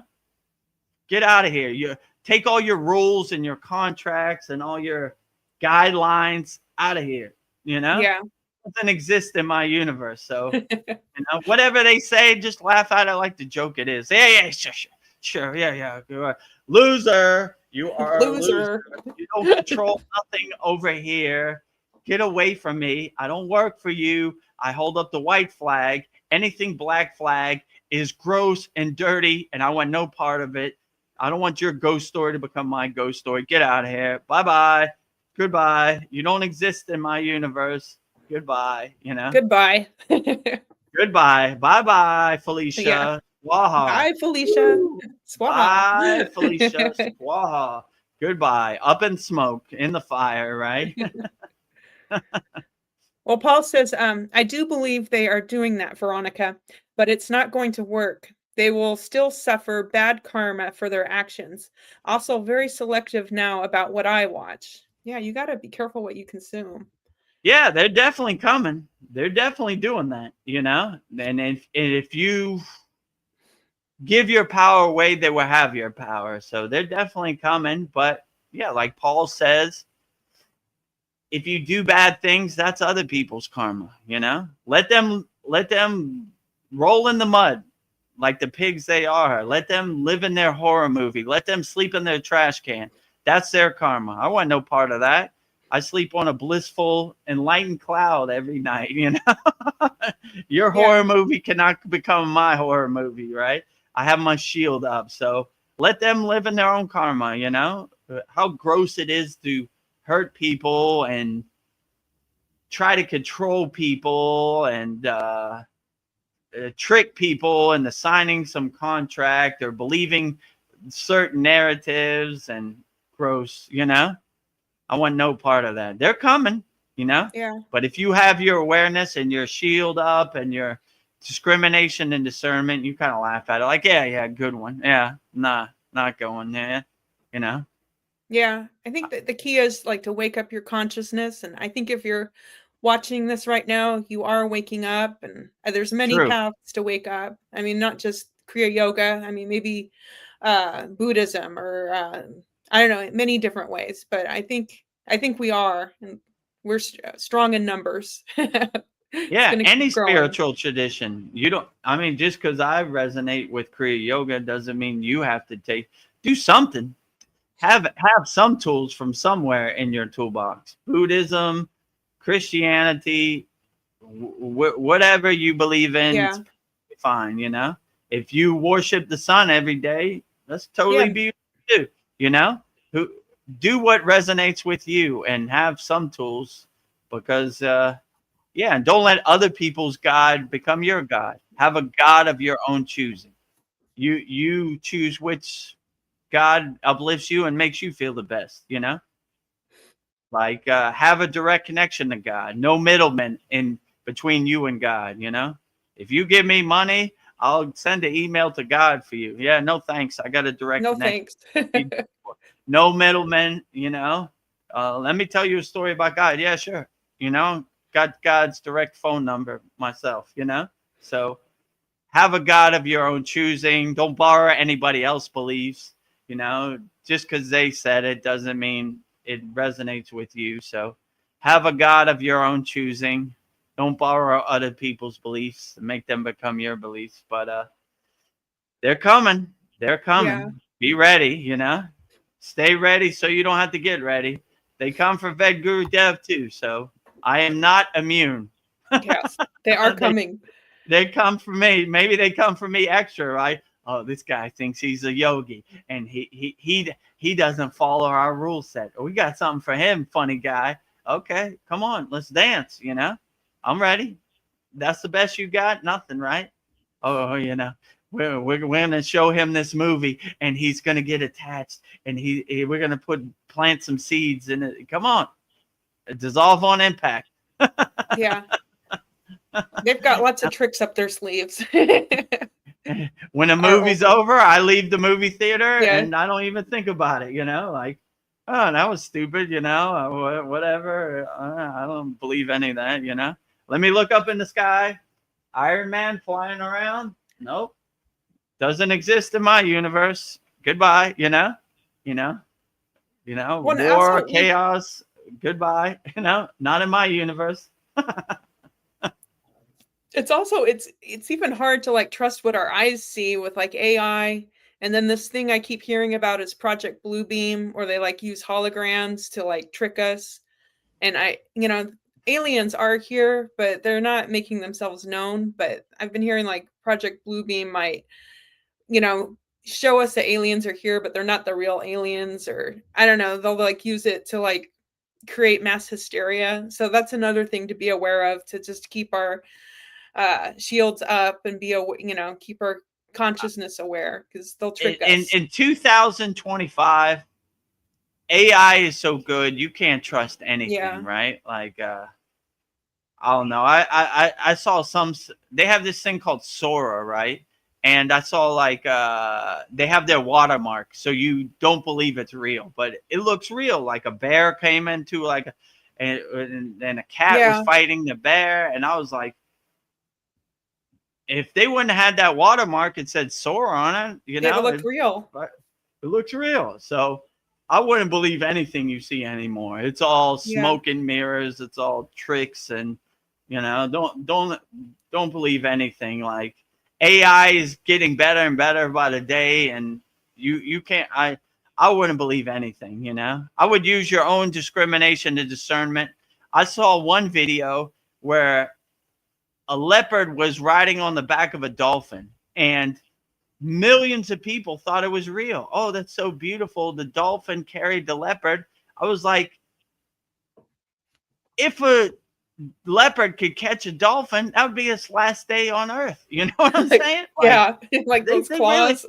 people really believe it, right? Like, Yeah. What's next? They're going to say Iron Man is real. I saw it on Instagram. I'm like, what? Yeah.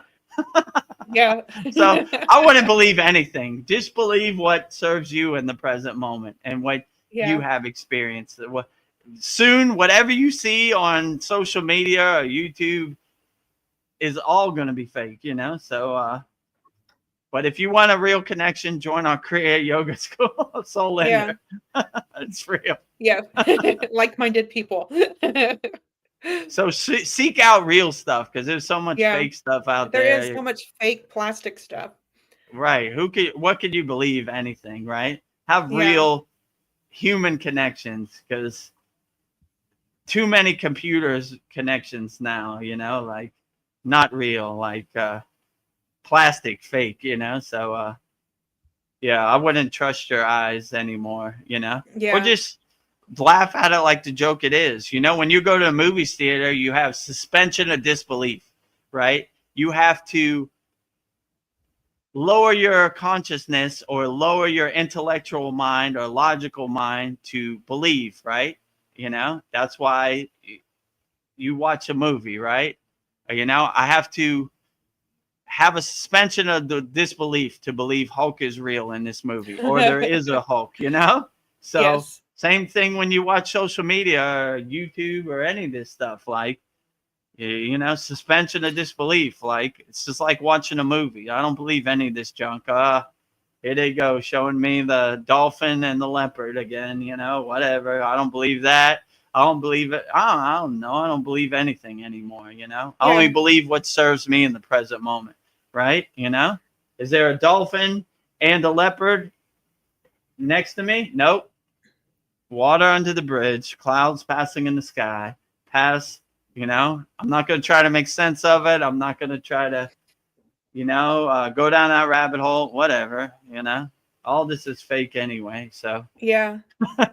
It's like I want to have an open mind, but it's like some things are just like I have to go within myself and like really question it. Like does this feel authentic? Does this feel real? Like the only thing I can trust is myself because it's like everything is attacking me. It's just like, yeah, you can only trust yourself, it seems like.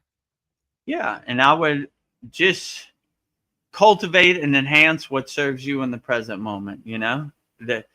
Use that as your affirmation. How does it serve me in the present moment? How does seeing a fake dolphin and a fake leopard serve me in the present moment? It doesn't. Water under the bridge, cloud passing in the sky. What am I going to do with this? You know, nothing, right? All right, it's good, you know, it's good entertainment, but I'm not going to try to make sense of it or attach to it. I'm just let it pass. Like, yeah, whatever, you know, same way I watch a movie, like, you know, what can you do? Those monkeys are on social media in a pocket universe talking bad about Superman. That's what monkeys do, you know? Yeah. You know? This world, yeah. But there is magic in this world and there are amazing things in this world. And I think like if you embrace, you know, science, the logical side of your mind and imagination and bring science and spirituality, I don't know, you'll like get the full picture, but I don't know, there is like amazing things in this world. I don't know, like absolutely. When you realize your own inner potential, it's amazing. Your possibilities are unlimited. So like, yeah, if you really see the beauty in things that really matter in the present moment, then you cultivate that, you know? When you see things that don't serve you, then just let them pass. So, yeah, if you really open your eyes to the vividness, the dynamicness of nature, the birds, you have the best movie ever, right? Yeah. God is the best painter, the best creator ever, right? I mean, in my higher consciousness state, I'm hypnotized by the full moon. Like, yes. Look at that moon and the stars. Yeah, And that's so beautiful. Whoa, I'm blown away. Look how blue that. You know, I'm hypnotized by the moon. I'm hypnotized by the trees and the birds. And, you know, I don't, you know, like, I don't care about what they're talking about. Yeah, that's you know, real. My TV is like a wall ornament. I haven't turned it on in like 4 years. Like, it's junk, you know, it's a wall, you know, who cares what they say? Don't let their stories become your stories. Stick your head out the window and see the greatest creation of all. God is the best painter. Yeah, I'm like hypnotized by like the sunset and like the clouds in Thailand. I'm like, whoa, look at those clouds. They look like big cotton puffballs, you know, and the colors, the light blue and the orange. I was like, man, how did I get so lucky today? It's so beautiful. And it's all here and it's free. It's free, right? Yeah, like, you know, and when you let somebody else tell your story, they it's junk, you know, like, you know, why would I watch a movie when I have the best movie right outside my window, you know? So that's kind of the way I look at it. And I don't want anybody else to tell my story. I'll tell my story however I feel. And I'll go to my happy place and I'll direct my movie however I want. You know, if you don't approve, it doesn't matter. Between me and God. Like take your shoes off and walk around in the wet grass. Yeah, absolutely. Feel the sunlight on your skin.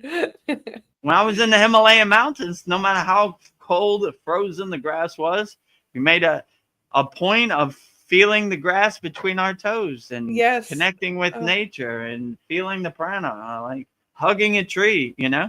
I used to think before Kriya Yoga, hugging a tree was the stupidest thing I ever saw. But now I look forward to hugging a tree. I need to hug trees more. Trees. I want to hug them all. After this live stream, I'm going to hug that tree over there and Yeah. hug that tree over there. And I will hug you back. It'll hug me back and appreciate it, right? I thought you forgot about us, Vedagurudev. No, I'm there, you know? Better late than never.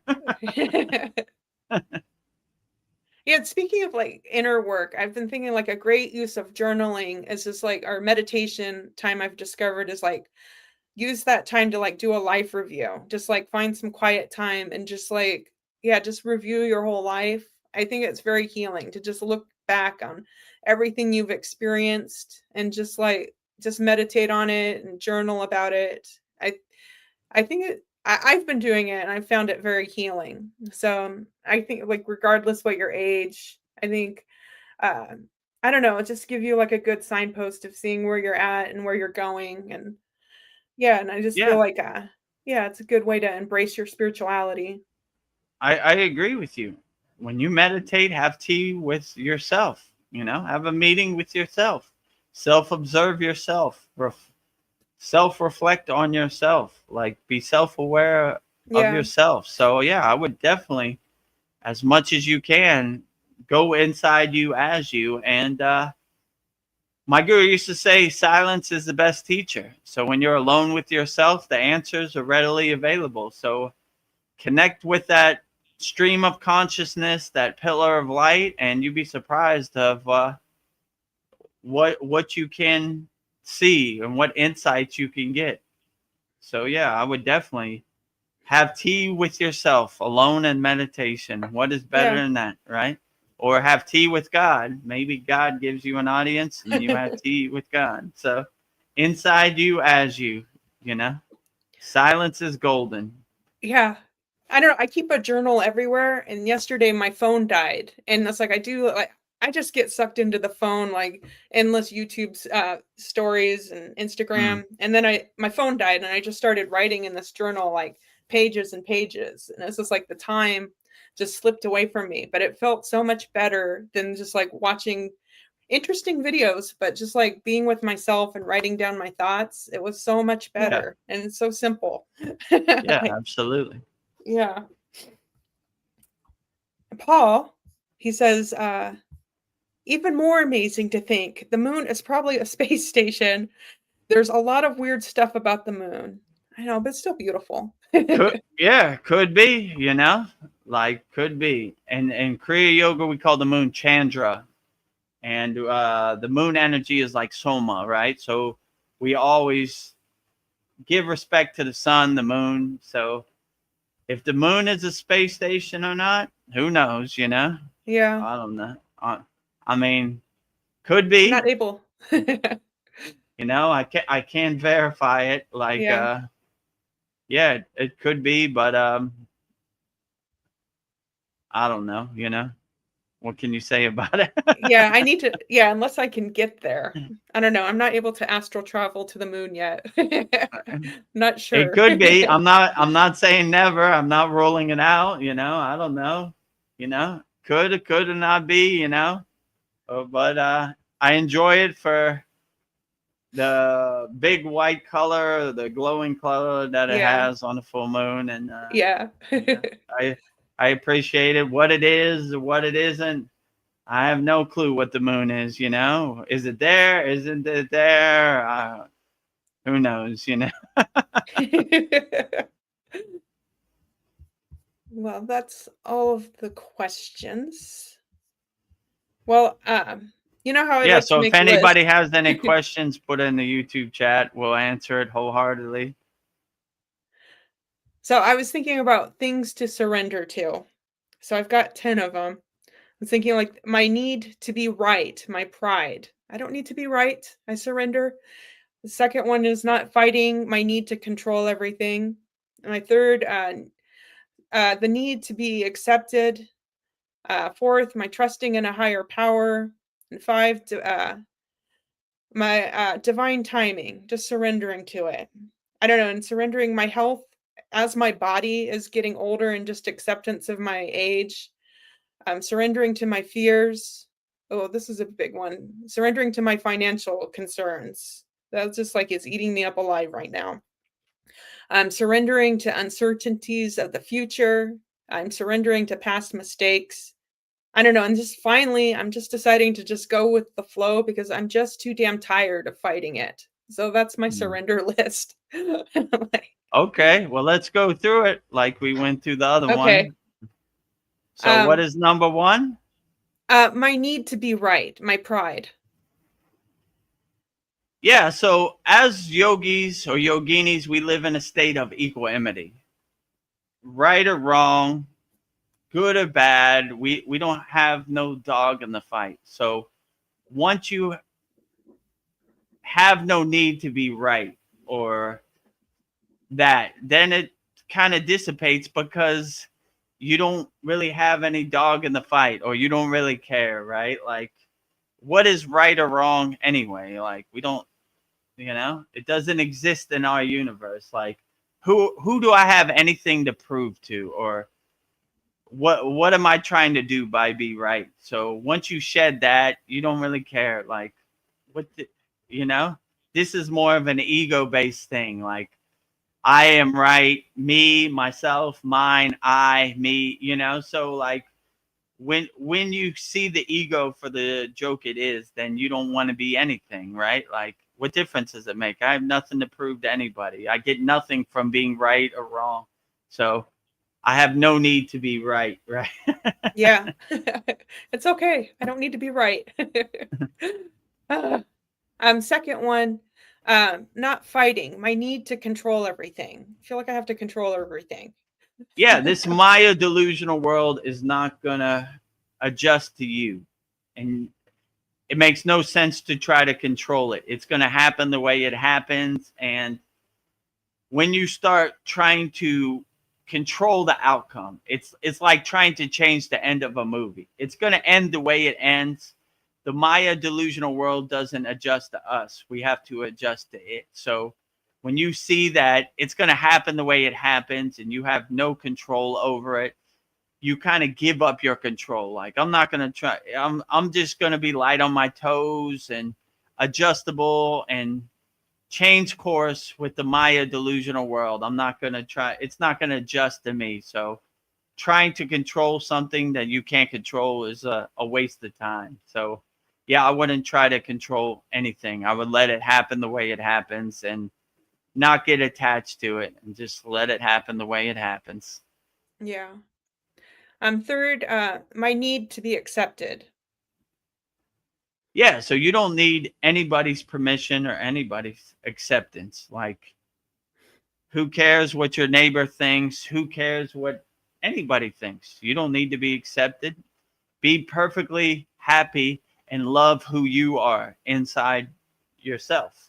And when you have come from a place of self-love first, then you don't care what anybody else thinks, right? Like, you don't need, why do you need anybody's acceptance, Even people in your family, if they accept your spiritual practice or not, it really doesn't matter. It's between you and God. So, like, definitely people on the street, who cares what they think, So when you shed the reason for acceptance, then you stay light on your toes. You become a free bird, I don't care what other people think of me, and I don't want anybody's acceptance. It's like fool's gold. It's like fairy dust to you. Like, why do I need your acceptance? Yeah. How do you control anything over here? You don't. So your acceptance is fool's gold. So I'm trying to get something that I don't need anyway, So other people's acceptance, look at it like fairy dust. They're fool's gold. You don't need it, right? Like, Yeah. how does that serve me in the present moment? It doesn't. Doesn't. So when you have a direct connection to God, you have no middleman. You have a straight connection. So whether you accept it or not, what difference does it make? How does that serve me? So, and then people hate that because that's how they control you. If you don't care what other people think, then they can't control you. Like, I don't care what you think, you know? I don't need your acceptance. It's between me and God. Yes, exactly. I don't. I surrender to just trusting in a higher power. I just surrender to a higher power. Yeah. So when you surrender to the spiritual path and let it happen the way it happens, then you don't have no expectations. My guru told me, I said, Baba, what's the best advice you could give me for going up the Himalayan mountains? I'm not a mountain man. I'm not good with cold weather. I live in Thailand. I come from Miami, Florida. I'm a tropical kind of guy. Like, I'm in new territory here. He said, no expectations. Let it happen the way it happens and enjoy it for as much as you can. And that would be the best advice I could give you. And absolutely. So when you have expectations, you get disappointed when they don't happen. But if you have no expectations, you can't be disappointed. It happened the way it happened, and I let it happen the way it happened. So you don't have any expectations. It happens the way it happens. So don't have any expectations. Don't get in your own way, and don't put any blockages or obstacles up for yourself, or resistance or walls. Just let it happen the way it happens. Let it flow the way it flows. And yeah, this world isn't going to change for you. So you got to let it just happen and, Yeah. you know, laugh at it. The comedy show this Maya delusional world is, and say, yeah, there it goes. No expectations. So I'm not disappointed. Maya keeps on Mayaing. So Keeps on my end. let it flow the way it flows, and, you know, stay light on my toes. Become that lotus flower, like Buddha said in his mantra, Om Mani Padma Hum. The lotus flower floats over the dirty water, unaffected by it. So be the jewel in the lotus flower, Yeah. and float over the dirty water. Let it flow the way it flows, you know, unaffected, you know, unattached, untainted Yeah. by the dirty water of this Maya delusional world. And that bleeds into my next one, the fifth one, my impatience. So just surrendering to divine timing. Yeah, divine timing happens the way it happens. It happens to different people, different ways. But yeah, I would just let divine timing happen the way it happens. Some people are ready for it. You know, I would love for my 16-year-old daughter to be a yogini and meditate with me. But I have to think of when I was 16, I didn't care anything about the spiritual path either. So everybody's on their divine timing, and you don't try to force it. You just let it happen the way it happens. When I started on the path of Kriya Yoga, I said, I'm going to let it take me to wherever it takes me, on whatever timetable it takes me. And I'm going to just enjoy the ride, enjoy the journey, you know, and see how far it goes. And wherever it takes me, that's where it takes me. And no expectations, and let it happen on its own time, you know. Yeah. So these different things are in different dimensions, and they're under no time constraint. So sometimes it takes longer, sometimes it takes shorter. It just depends where you're at on the spiritual path. So let it happen the way it happens. Don't force it. Don't try to struggle with it. Let it happen the way it happens, and get out your own way. Divine timing takes shape on its own timing, right? It doesn't follow your rules or regulations. So let it happen the Nope. way it happens on its own time. And then I am surrendering to my health as my body is getting older. I'm just accepting of my age. I surrender to the acceptance of my age. Yeah. So you just surrender to your own inner doctor. Let it heal you and take shape the way it takes shape, you know. And yeah, one of the most important insights I got on the path to Kriya Yoga, I just try to stop making sense of it and try to stop using my intellectual, logical mind and just let it happen the way it happens. I surrender to the path. Okay, if I'm going to be a Kriya yogi, I'm going to let it take me to wherever it takes me, and I'm not going to overthink it. I'm just let it take me to wherever it takes me. And, everybody's body breaks down at one point. Don't get too attached to it to say, okay, well, I got the tools in my pocket by practicing Kriya yoga, and let me see what I can do to help and heal myself, and become your own inner doctor, and see that external doctors with their white coats, they're just guessing anyway. They don't know how you feel inside yourself. So when you become your inner doctor, you tell me how you feel. I'm not going to tell you how you feel. I have no clue how you feel in your body. So when you surrender to the process, the universe begins to fill in the blanks or fill in the steps. So let the universe happen the way it happens, and you could never go wrong that way. I'm surrendering to my fears. Just letting my fears go. I surrender. Yeah, definitely let your fears go. Let your fears shed. They don't serve you. You take that trash out to the curb. I mean, in my personal opinion, fear is a wasted emotion. What do I get from it? It basically opens the door for other people to control you when you come from a fear-based state, So be a fearless yogi or yogini. Don't fear anything, let it happen the way it happens. And I don't know how fear would serve you. So no matter what happens, stay in a fearless state where you just laugh at the Maya delusional world. Like, I'm not scared of you. Look at you. Oh, I'm scared. I'm going to lose my life. I don't care.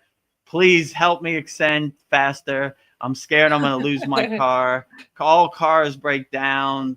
Let it go. I'm scared I'm going to lose my money. Money is only temporary. It goes from my hand to somebody else's hand. This is how it works. I'm not attached to it. Let it go, let it flow, let it go, let it go. Like Let it Elsa go. says in Frozen, let it go, let it go, let it go, let it go, let it flow, So, when you don't care, how can you be in a state of fear? You really can't. So, that's what happens, so don't let other people's ghost story become your ghost story, like in a fear state. Like, let me tell you, friend, you should be scared of this. You're going to lose your life, or you're going to lose your money, or blah, blah, blah, The world is ever changing. The Dharma wheel keeps turning. People who are on top today will be on the bottom tomorrow. So just understand the wheel keeps on turning, and money is ever changing. The world is ever changing. So don't get attached to anything. Then you can't suffer. Suffering comes from fear of loss, right? I'm going to lose my life. I'm going to lose my money. I'm going to lose my loved one. I'm going to lose my partner. But if you understand this is how the universe and the system works, you just stay fearless out there, my friends. Yeah. Stay fearless, Well, another fear is I think this is something we can all relate to, is like a fear of financial concerns. Letting that fear go of money.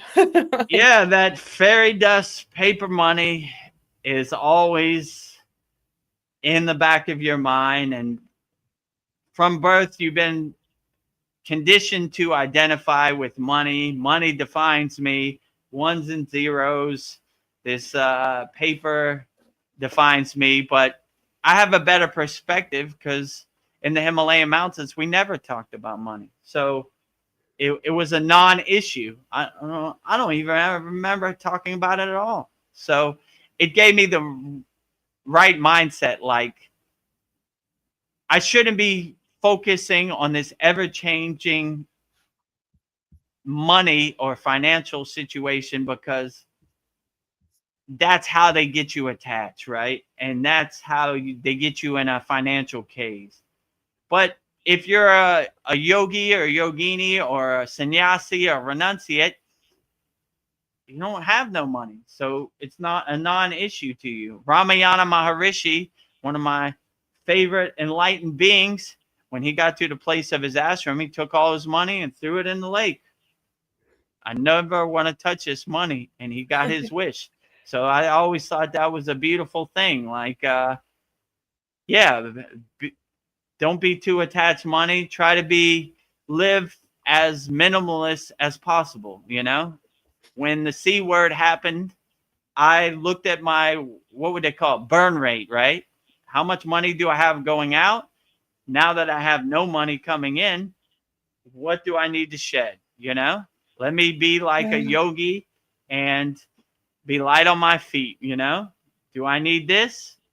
Nope, I don't need that. Goodbye. You know, let me go back to my cave and be a renunciate and just have the bare minimum. Okay. What do I need? I need electricity. I need water. I need internet. Okay. I need food. Good. That's all I need. All this other junk that I used to think I need no longer serve me. So go light on your feet, you know, reduce your burn rate, right? The money you have coming in shouldn't be all the money that's going out. So try to save some. And who knows?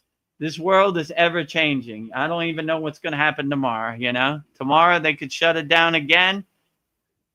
They're just giving you a preview of what can happen. So everything is ever changing in this universe. So stay light on your toes. Only the bare necessary things, and Yeah. reduce as much cost as you can. You know. So that's Well, basically what I did. that segues into the next one, like our uncertainties of the future, just surrendering to our uncertainties of the future. So this whole universe, this whole existence is uncertain. Everything is ever changing and ever moving, and tomorrow's a new day. So you can't stay rigid and stiff in this Maya delusional world, because everything is uncertain. Everything is ever changing. So when you have that perspective, it keeps you more light on your feet. Like, yeah, that's what happens. It's not going to happen the way I want it. It's all uncertain. You know, I don't. The 24-hour news cycle. You know, people don't even remember like who Joe Biden is or Kamala Harris. That was less than a year ago.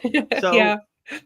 you know, I don't even remember what happened last week in the news cycle. You know, like it's the 24-hour news cycle just keeps moving and moving and moving and moving and moving, you know, and it's all uncertain. So it's almost like trying to get on a moving train, you know. Don't try to do it yourself. Let it happen. It's all uncertain. It's all Maya delusion. It's all a bunch of pictures on the movie screen of the universe. And when you don't try to control it or make it happen the way you want it to happen, you just let it pass. Up, there it goes. Maya keeps on Mayaing. Let it happen the way it happens. And I have no dog in the fight. And I just watch the pictures go by. And I understand that nothing is certain. Nothing happens the way I want it to happen. I just let it happen the way it happens. And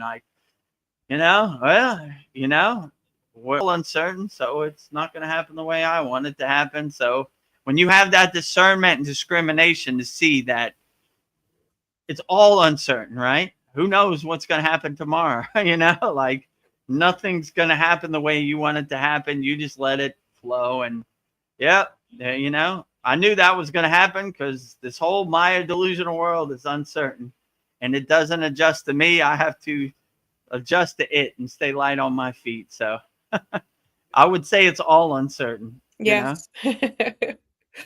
And my last one is past mistakes, because I'll like think about something from the past and I'm like replaying it in my mind as if it's happening. So just learning to like let the past go, surrendering to it is my last Absolutely. Let the past go. I always say I ate a cheeseburger 10 years ago. Who cares? The past is water under the bridge. It's already clouds passing in the sky. You did it. It happened the way it happened, and you just let it go, No need to hold on to those rocks in your backpack, that trauma that happened when you were a child or whatever. You just let it go. Water under the bridge, clouds passing in the sky. Whatever I did in the past, it happened the way it happened, and I have no thoughts about it.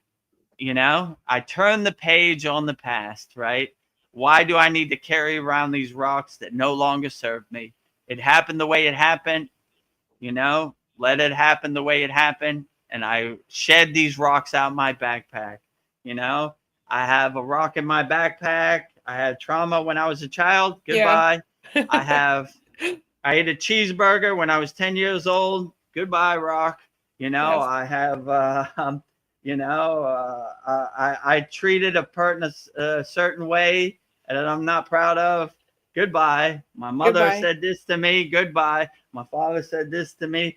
Goodbye. My neighbor said this to me. Goodbye. My teacher said this to me. Goodbye. My boss at work said this to me. Goodbye. Goodbye. Rocks, Yeah. rocks, all out, right? Let me open my backpack. No rocks. Woo, light on my feet. Traveling light, my friend. No baggage. No more rocks. I don't even know why I need this backpack. Goodbye, backpack. Yeah. Traveling light, my friend. That's why I like the Agori, the sannyasi pass, right? They only have the clothes on their back, right? Yeah. Traveling light. I don't have any of these attachments, any of these rocks in my backpack. I let them all go, and I travel light, Yes. My guru always used to say, when you ascend and you take the divine flight, have no baggage, right? Yeah. Excuse me, sir. Where's your check bags? No baggage, only the clothes on my back. Actually, I don't think I need these clothes. I'm going butt naked on the divine flight, right? I don't even want to attach to these clothes, right? Yeah. So where's your luggage? No luggage. I come into this world naked and I go out this world naked. So I'm taking the divine flight naked, right? I have no attachments. I shed everything. So travel light, my friends, no baggage. You begin to see when you become aware that all these rocks in your backpack no longer serve you. So don't hold any rocks. Just let them go and travel light, Don't let them wear you down. Whatever trauma you have from earlier in your life or you're still thinking about or holding on to, burn it up in the fire. Let it be like clouds passing in the sky, water under the bridge, Yeah. Surrender feels like freedom. I'm just like, I'm too damn tired to fight it. I'm just going with the flow now. I'm like, I'm free. Surrender is freedom. You are free. Be a free bird. The cage door is open from your bird cage. Fly high, birds. Fly like an eagle. Yeah. Let your spirit be free, Fly like an eagle. Fly like an eagle. Like the great philosopher Steve Miller from the Steve Miller Band said, fly like an eagle. Time keeps on slipping into the future. I want to fly like an eagle. Let my soul be free, right? Yes. So feel the wind under your wings. Fly and be free. Don't be in anybody's box. Don't be in anybody's cage. Be a free bird. Enjoy yourself. Flying high. That sounds exhilarating. Paul is here, who says, I feel I'm reversing the aging process through yoga. There will also be amazing new medical tech using light and sound coming soon.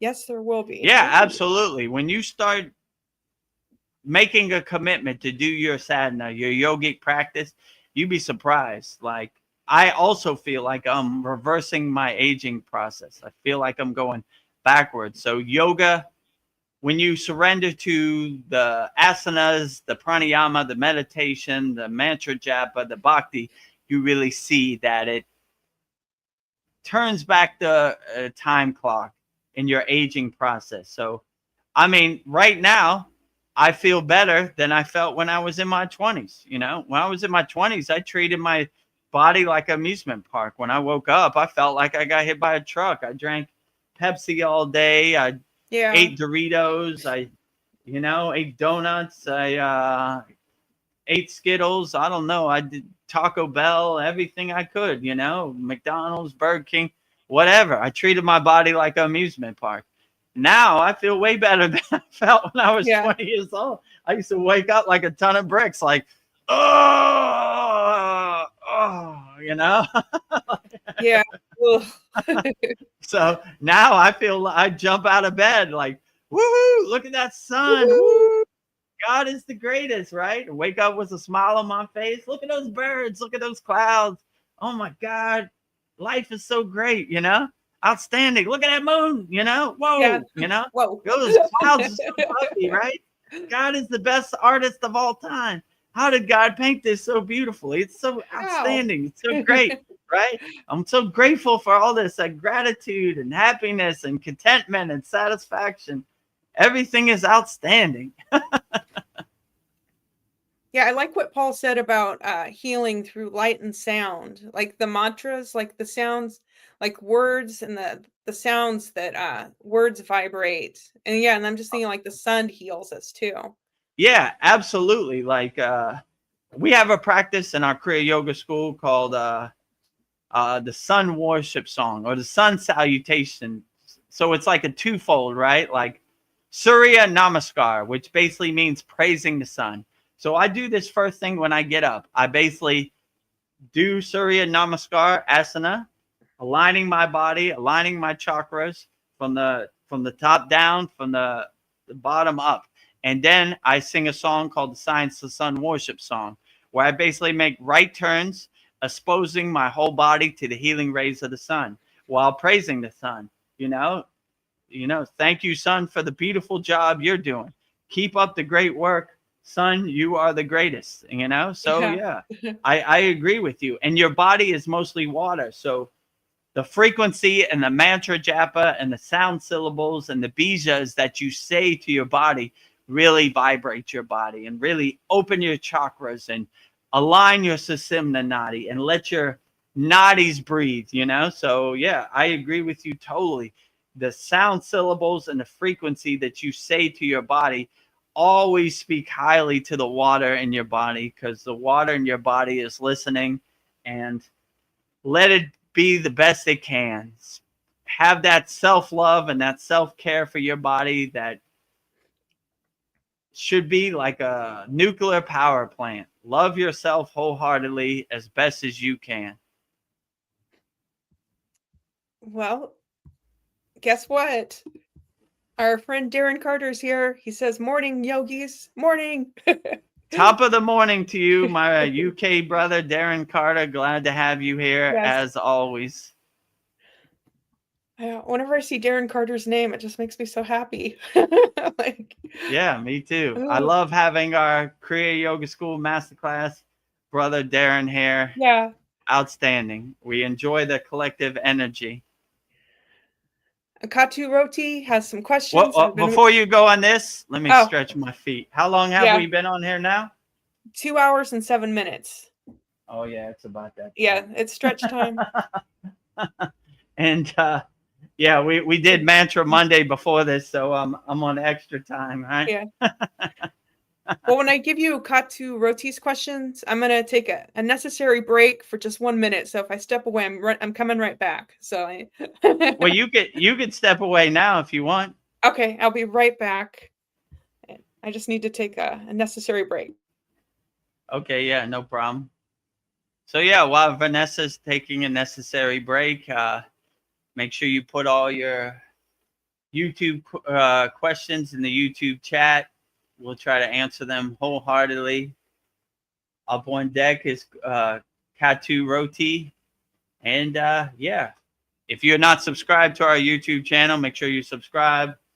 Watch all of our Babaji quotes. Watch all of our soul talks and satsangs and Mantra Monday videos. And yeah, and if you get a chance, make sure you subscribe to soullender.com, collecting like-minded souls from all around the world. We have almost 800 members, so we have a good feature. It's called Map, and you can see location pins from like-minded yogis and yoginis maybe you make a romantic connection, somebody who's on your same frequency. That would be great. Or maybe you find some people who are on the spiritual path like you, practicing spiritual techniques. So, and if you want to join me, Veronica, Paul, Darren, and the Kriya Yoga Masterclass, go to kriyayogashop.com. Yes. Okay, Veronica's back. I'm back. Let's get to work. Katu Roti wants to know, do you have any thoughts on trauma, being trapped in the body, any techniques to release this trauma? Maybe yoga, shaking, dancing, movement. What are your thoughts? So to release trauma, I mean, in our Kriya Yoga Masterclass, we have numerous. We cut the cords. We have different affirmations or different questions that help us see that this trauma that we're holding on to really no longer serves us. So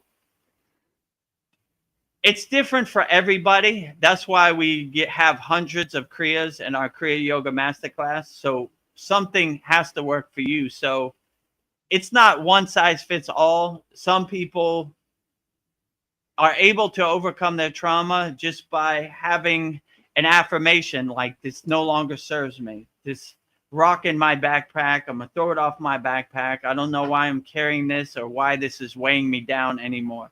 So whatever trauma you have, there are numerous different techniques, but it's not one size fits all. I would say whatever helps you overcome the trauma you have, that would be the best technique. And I would see, like, the best way to look at your trauma is, how does this serve me? Like, why do I need to carry this rock anymore? And 99% of the time, you'll see you don't need to carry the rock anymore. It's this weighing you down. You're holding on to it for no reason, you know? Like, why would I think about a cheeseburger I ate 10 years ago? You know? It's water under the bridge, you know? I can't go back in time and change it. You know, I need to let it go. It happened. Okay, whatever, you know, but how does this serve me in the present moment? Why do I need to hold this trauma? I should just let it go.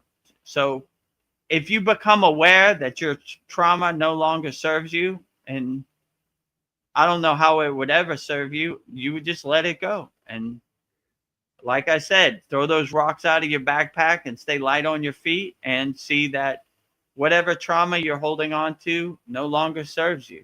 So there's different ways that people choose to shed their trauma, but I would say the best way is what works best for you. So I would try them all. Try shaking, try detachment, try cutting the cords of trauma. I would try everything, and which one works for you, put it in your pocket. But it's not one size fits all, you know. It's different for everybody. But I would say in my case, the best way to shed trauma is to realize it no longer serves you. I don't need these rocks in my backpack. Like I said earlier, you know, what my boss did to me, throw out that rock. Yeah. What my mother did to me, throw out that rock. What my father did, throw out that rock. You know, what my teacher did, throw out that rock. What my girlfriend did to me, throw out that rock. What my wife did to me, throw out that rock. Throw out all these rocks. They no longer serve you. Today is a new day. Tomorrow, wake up and wipe the slate clean. No more trauma. Why do I need to carry this? No more. Today is a new day. I'm going to be the creator of my life. I'm going to go to my happy place. I'm going to make my life how I want. This trauma no longer serves me. I don't want to carry these rocks anymore. They're too heavy. I let them go. So I shed them. But the best way, the only way who could define the best way for you is for you to define it, right? So the best technique is what works best for you. So I would try everything, and what makes you feel the best, that would be what I'd put in my toolbox or my pocket to help me overcome trauma. But I would say, as a good practice, how does this trauma serve me? And you begin to see it doesn't serve you. Throw those rocks out your Yeah. backpack, Katu Roti. Don't need them. Katu Roti's next question is, I want to live life to the fullest. So I think Mm. that I should have a range of experiences and be the best person I can be. So I want to be successful in all aspects of my life, such as my career, etc., relationships, finances, spirituality, etc. However, part of me thinks I should focus solely on spirituality. What are your thoughts on this? Well, I would integrate your spiritual path with your life experience also. So you have one foot in the spiritual world and one foot out of the spiritual world. But when you begin to integrate these spiritual practices into your daily life, you become a 24-hour meditator, or you become in a 24-hour meditative state or a mindful state 24 hours. So if you go to work, you're still mindful and meditative. You take out the trash, you're still meditative and mindful. So both work together, and you'll see your your career path or your love path or whatever you're trying to do becomes more fluid, and the pieces of the puzzle come together a lot more better because you have an open mind. You're not stiff and rigid. You're not trying to force or struggle and make something happen. You let it happen the way it happens. Okay. You know, I'm still a yogi, whether I'm in the Maya delusional world, and I'm still a yogi when I'm meditating. So you carry that 24-hour a day yogic, meditative, mindful state no matter what you do. If I'm in a relationship, I'm meditative and mindful, right? And understanding. If I'm at work, I'm meditative and mindful and understanding. If I'm driving my car, I'm meditative, mindful, and understanding. If I'm with my family, I'm meditative, mindful, and understanding. If I'm taking out the trash, meditative, mindful, and understanding. If I'm washing the dishes, meditative, mindful, and understanding. If I'm taking a shower, meditative, mindful, and understanding. If I'm going to sleep, meditative and mindful and understanding. So I'm eating food, meditative, mindful, and understanding. So everything you do in life, regardless of what it is, becomes a meditative and mindful practice. So yeah, I wouldn't separate the two. I would integrate the two, and it's kind of like pieces of the puzzle fitting together, right? If I'm in a relationship, I'm going to be who I am, a meditative and mindful person, you know? So, or if I'm at work, meditative and mindful. And it kind of creates like a shield up for you too. So when they try to attack you, you still maintain that meditative and mindful state, right? Someone's angry at you, meditative, mindful, you know?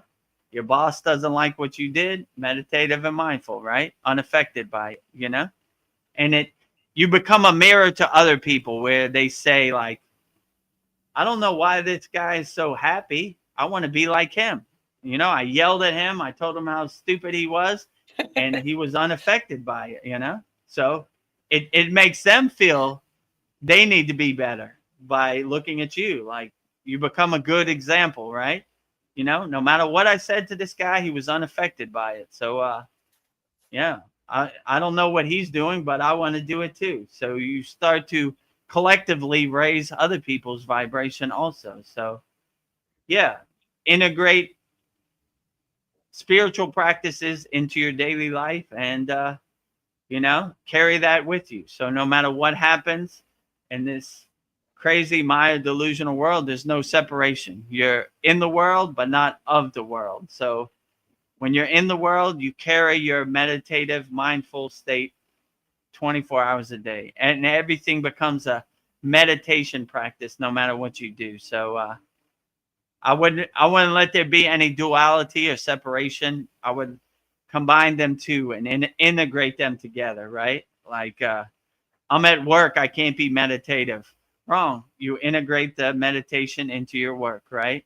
And it becomes a more blissful, happy experience than a struggling, forcing experience. So, yeah, stay meditative and mindful and understanding 24 hours a day, Katu Roti. For relationships, is there such a thing as true love, or is it just like a business transaction? How to enter a relationship where true, unconditional love blossoms rather than filling the void? Yeah, I mean, I wouldn't look at it as a business transaction. That seems kind of harsh and kind of mechanical. You know, Yeah. you I'm should. going to schedule you in. Yeah, so I'm gonna pencil you in. You know, like so. Yeah, it shouldn't be like that harsh. Or I don't know. When you find somebody that you connect with and you align with, then it becomes a blissful experience. But I wouldn't try to put like rules or guidelines or guardrails on it. I would just let it happen the way it happens. Like, this is who I am, and you either love me or you leave me alone. But when you're in love with your self-love and your self-care,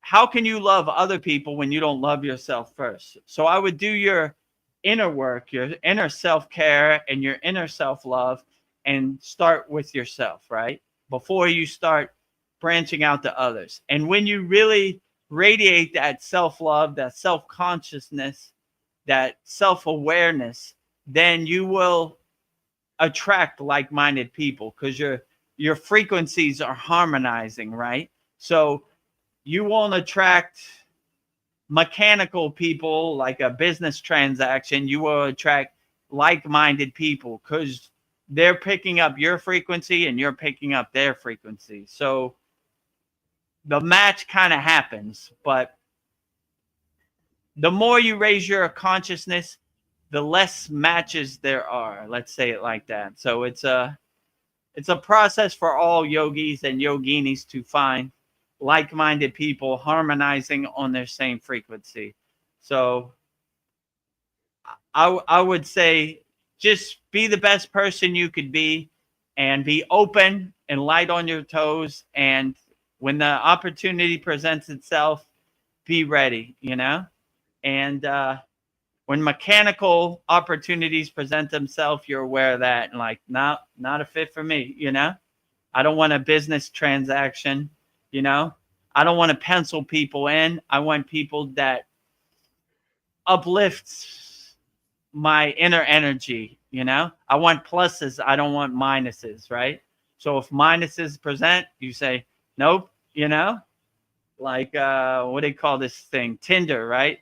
Swipe, swipe, swipe, swipe. I like that one. That one feels good. Heart. You know, so I don't know. It's more spiritual freeing when you're light on your toes, right? When you don't have like rules or guidelines or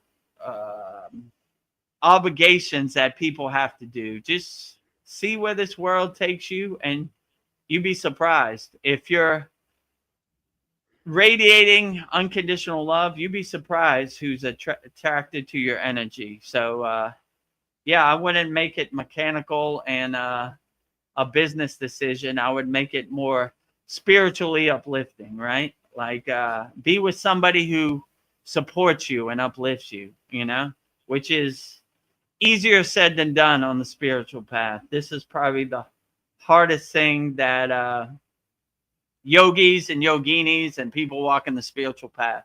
Because if your frequency is up here, it's hard to relate to somebody's frequency down here, right?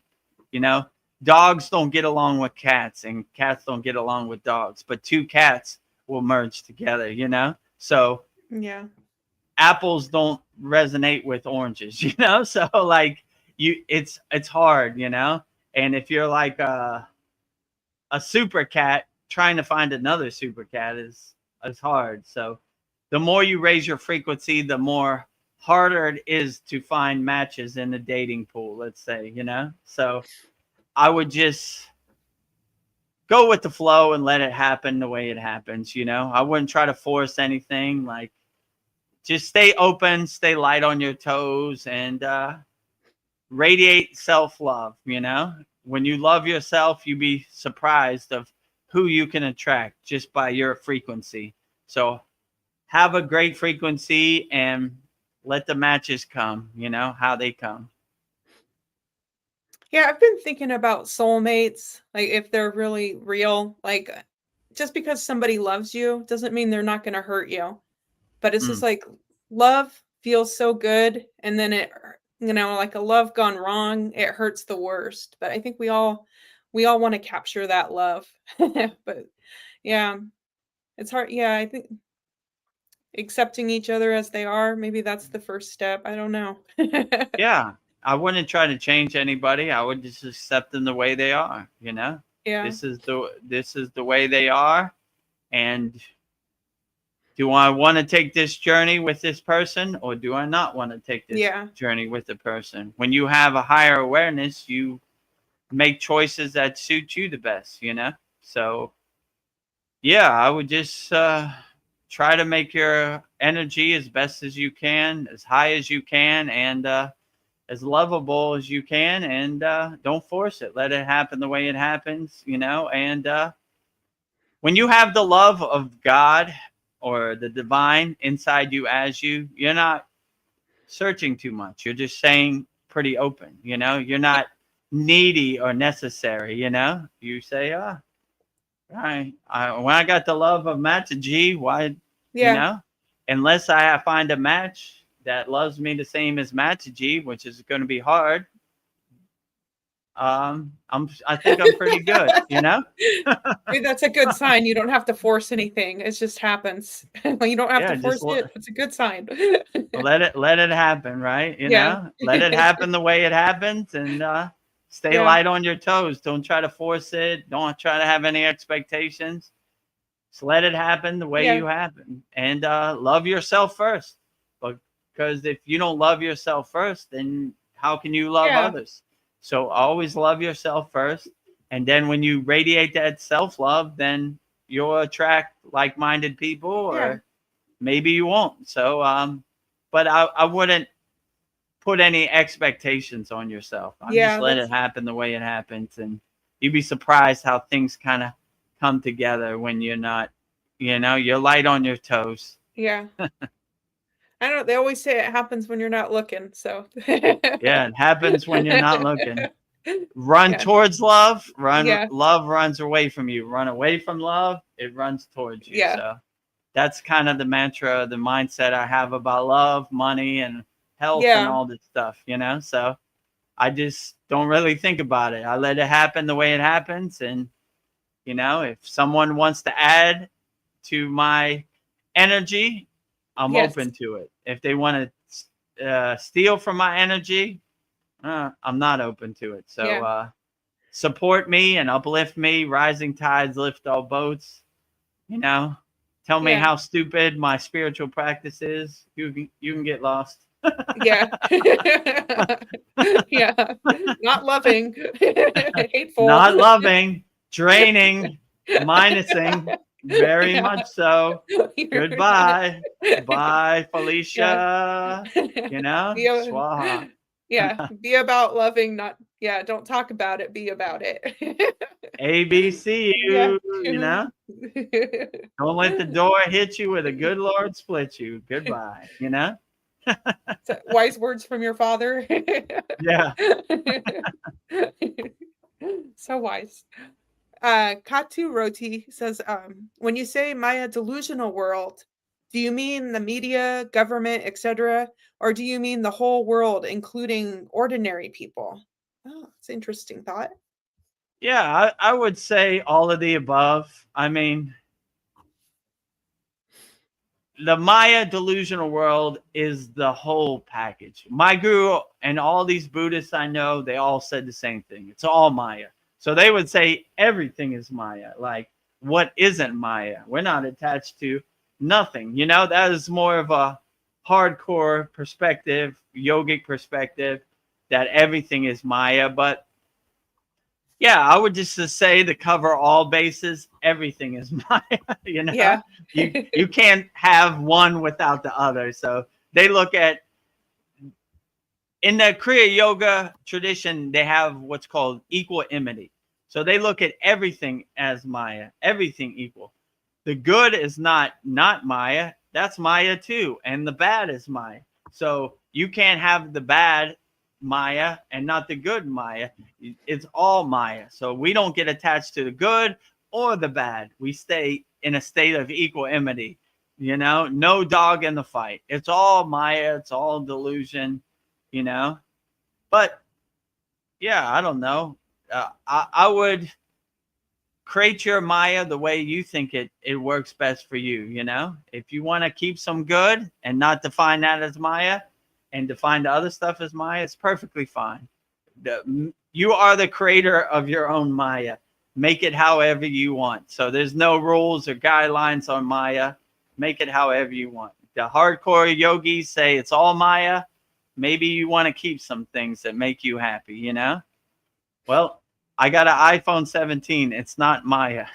I keep Yeah. that, you know. I enjoy that, you know. The mainstream media, that's Maya. Okay, I don't want that. You know, the social media slot machine of different social media platforms. So yeah, I don't want that. Or I don't know. Maybe I like the dolphin and the leopard videos. So maybe I'll keep that over here too. You know, Yeah. you keep and you use your own discrimination to discernment what you want to keep.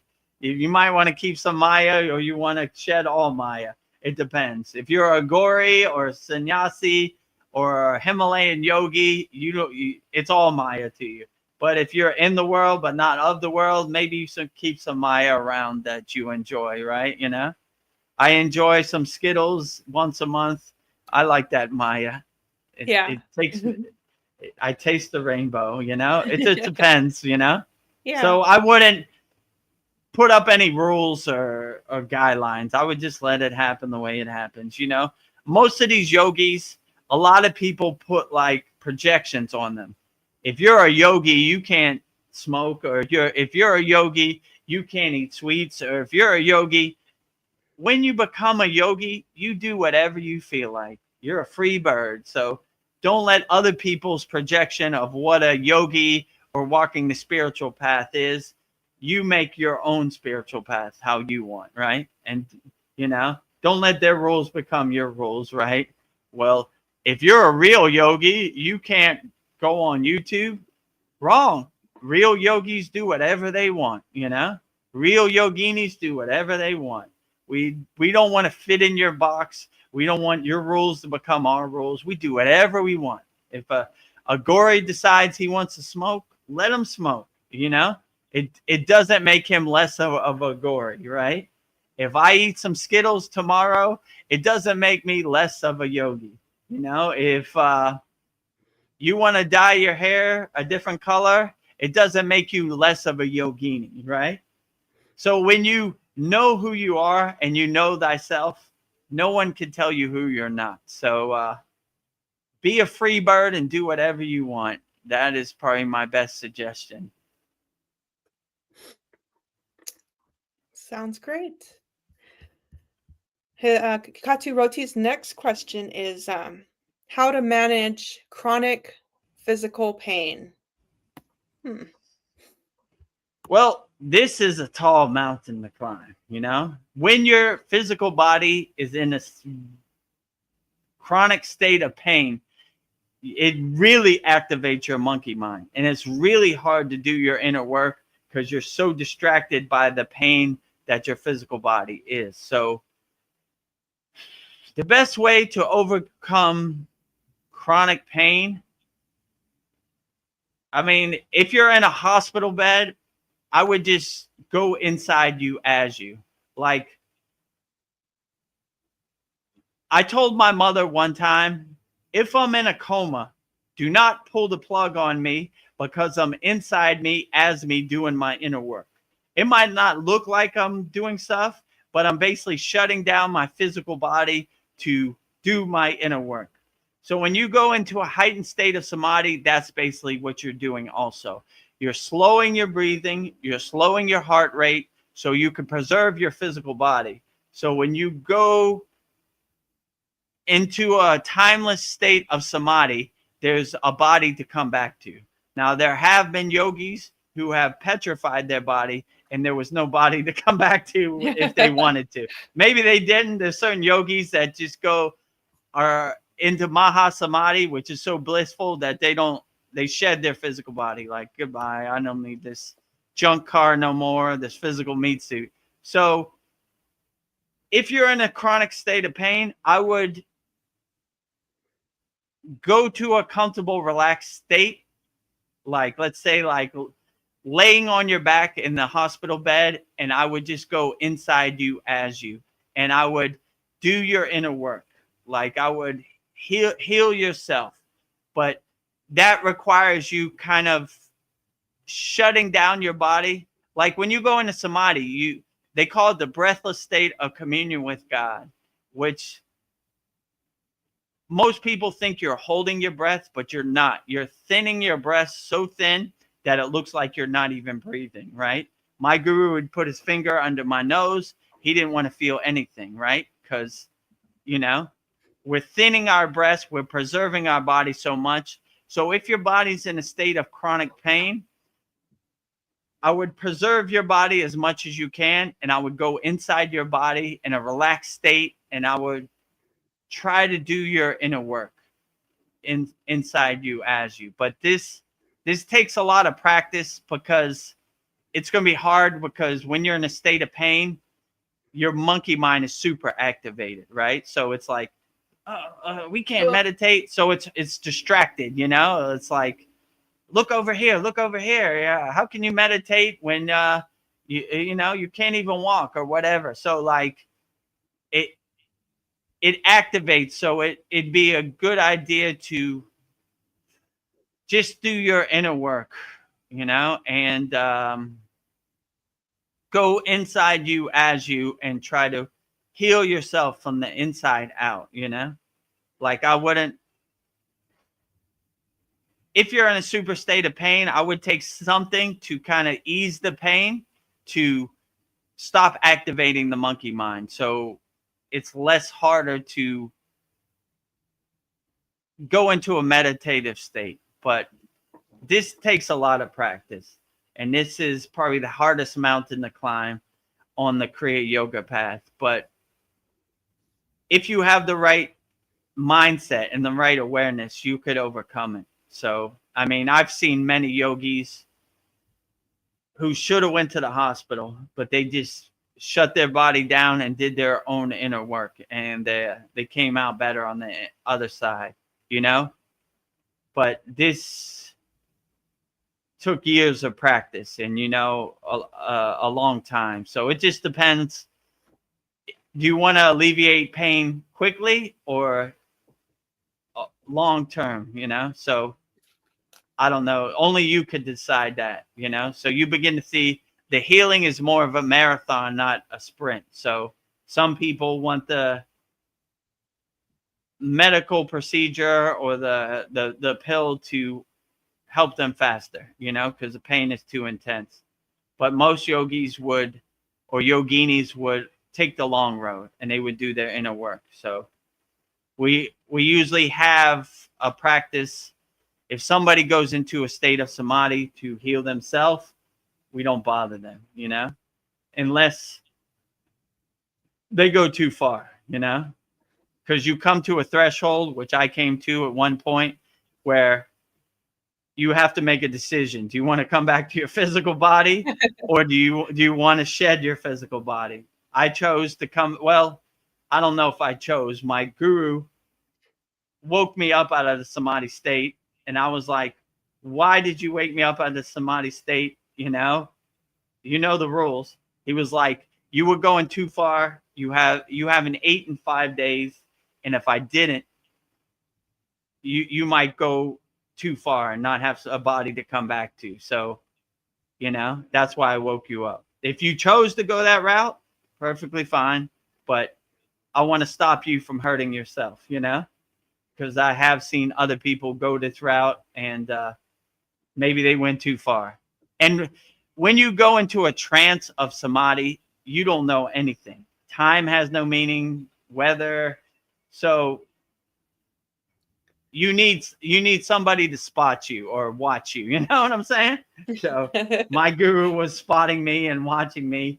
Like I was crossing that threshold of not coming back. So I'm glad I did come back, because I wouldn't be here with all of you.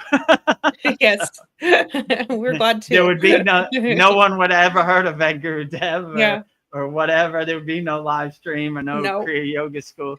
So yeah, so I don't know. I would, if you're in chronic pain, I would try to gather as much techniques as you can. Obviously, you're not going to be able to do asanas, but like pranayama, breath work, meditation, maybe some mantra japa if you can. Like if you don't have a mala or raksha beads, I would say the mantras internally, which is more effective. And I would just find what internal techniques really help you overcome your pain, and your chronic pain. And yeah, that would probably be my best suggestion. So if I ever get a chronic state of pain, which I hope I don't, but everybody's vehicle, junk car, eventually breaks down. No one's going to get out of here alive with their physical body. So it's probably going to happen to all of us, but that's probably what I would do. I would do my inner work, and what techniques I could do, that's what I would focus on, probably more breath work, more meditative state, going into samadhi, shutting down my physical body so I could focus my energy on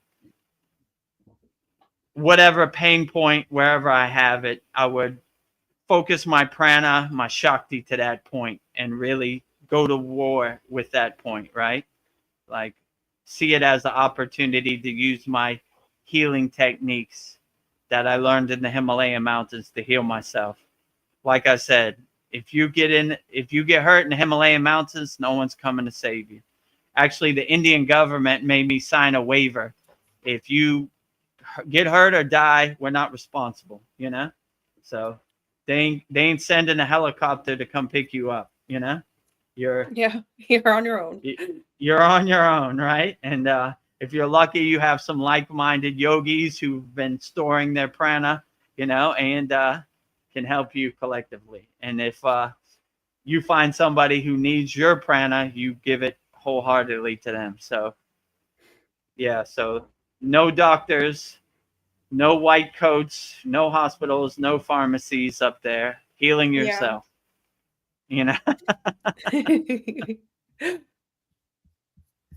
Katu Roti. Katu Roti says, please skip my questions and answers others when needed. I just need to head off soon. Well, I only skip questions if I see if we're try to stay on the same line of I don't know, same stream of consciousness. But did we skip any of his questions or no? I went right through them all. Okay. Yeah, we're answering all your questions wholeheartedly, Katu Roti, Sometimes I get long-winded and go on a rant, but go down memory lane of the Himalayan mountains, healing yourself, It's like we're there. But just be patient with us. We're getting to it, Yeah. I usually go to the stream of conscious dissipates, So well, before you go, hopefully you haven't gone already. Let me know what else you want answered. Yeah, we're here to answer everybody's questions. Darren Carter sends happy faces. So thank you. Happy faces, 24-hour day smile for everybody. Maintain that 24-hour day smile. Laughter in your heart, never go wrong. Sandy says, personally, I manifested true spiritual love in my 40s. It exists. As Rumi wrote, what you seek is seeking you, and that applies to anything. Well said. True. I agree with you. If you tune into the right frequency, it'll be easier to harmonize your situation, your circumstance of your choosing. So you'd be surprised when you create the same wavelengths and transmute that radio signal, that nuclear power plant signal out there into the universe. The universe tends to fill in the steps and give you what you want, you know? So if you're coming from a place of lack, you're not going to get what you want. It's like kicking the wall. But if you're coming from a place of gratefulness, gratitude, and abundance and satisfaction and content, you'd be surprised of what will crystallize and harmonize and come into your life when you're least suspected. So, yeah, I agree with Sandy. If you have the right mindset, you'd be surprised at what you can manifest. So I would always come from a place of gratefulness and gratitude and abundance, and it'd be a lot easier to harmonize what you're trying to get, you know? The things that are harder to get, like say you want to win the lottery, takes a lot more harmonization, right? But things that are easily attainable and in your environment, it's easier to attain. So, you know, I would start off slow and work your way up to the lottery. Let's say it like that, you know? I'm still working on the lottery myself. It's not working. So, but you know, the things that are more easily attainable or easier to harmonize with. So if you're sending out radio signals in your immediate area, like let's say 20 kilometers, it's probably easier to get than something that's far away, you know? So I don't know. I would try out and see what works best for you. But yeah, I agree with Sandy. If you have the right mindset and the right frequency and the right energy, the pieces of the puzzle come together and they kind of harmonize and crystallize and shape your circumstances. So you could kind of create your own reality. So yeah, give it a try. Speaking of soulmates, I keep seeing this ads for this new movie coming out, the new vampire movie. And from what I've seen, it looks like his true love is killed in front of him, and he has to wait 400 years for her to reincarnate. And then they come together 400 years later, and there's just like an instant recognition, like she can remember past lives. And then I was thinking about Shiva and Parvati, and Shiva waited many lifetimes for Parvati to come back to him. So I was just thinking, like, how do you know if you've met your soulmate? Is there like an instant recognition? I don't know. It's an interesting question until you like meet your soulmate. How do you know? I don't know. I was just thinking maybe like there's a deep understanding of each other. Maybe it's just like it just feels good to be with each other. But I don't know. Maybe, Sandy, how did you know he was the one? Yeah, that's a good question, right? I mean, I'm still a house under construction. I would like to know the answer to this myself. Yeah. Yeah. So, I mean, I could just kind of guess, like, you felt like you've known this person your whole life, and you just instantly feel like this person can finish your sentence, and this person makes you better, and that person makes you better, and you just uplift each other. Like if you have one fire, it's just a fire. But if you have two fires, it's a super fire. So when those two fires merge together and the divine union of the universe, Shiva and Shakti, come together, it's like a supernova, like a universal explosion, you know? I mean, I'm just guessing. I would like to feel that one myself. Yeah, something that doesn't feel like work, and it's just trust. You just trust this person. Those are good ingredients. Better insights on this than I do. Yeah.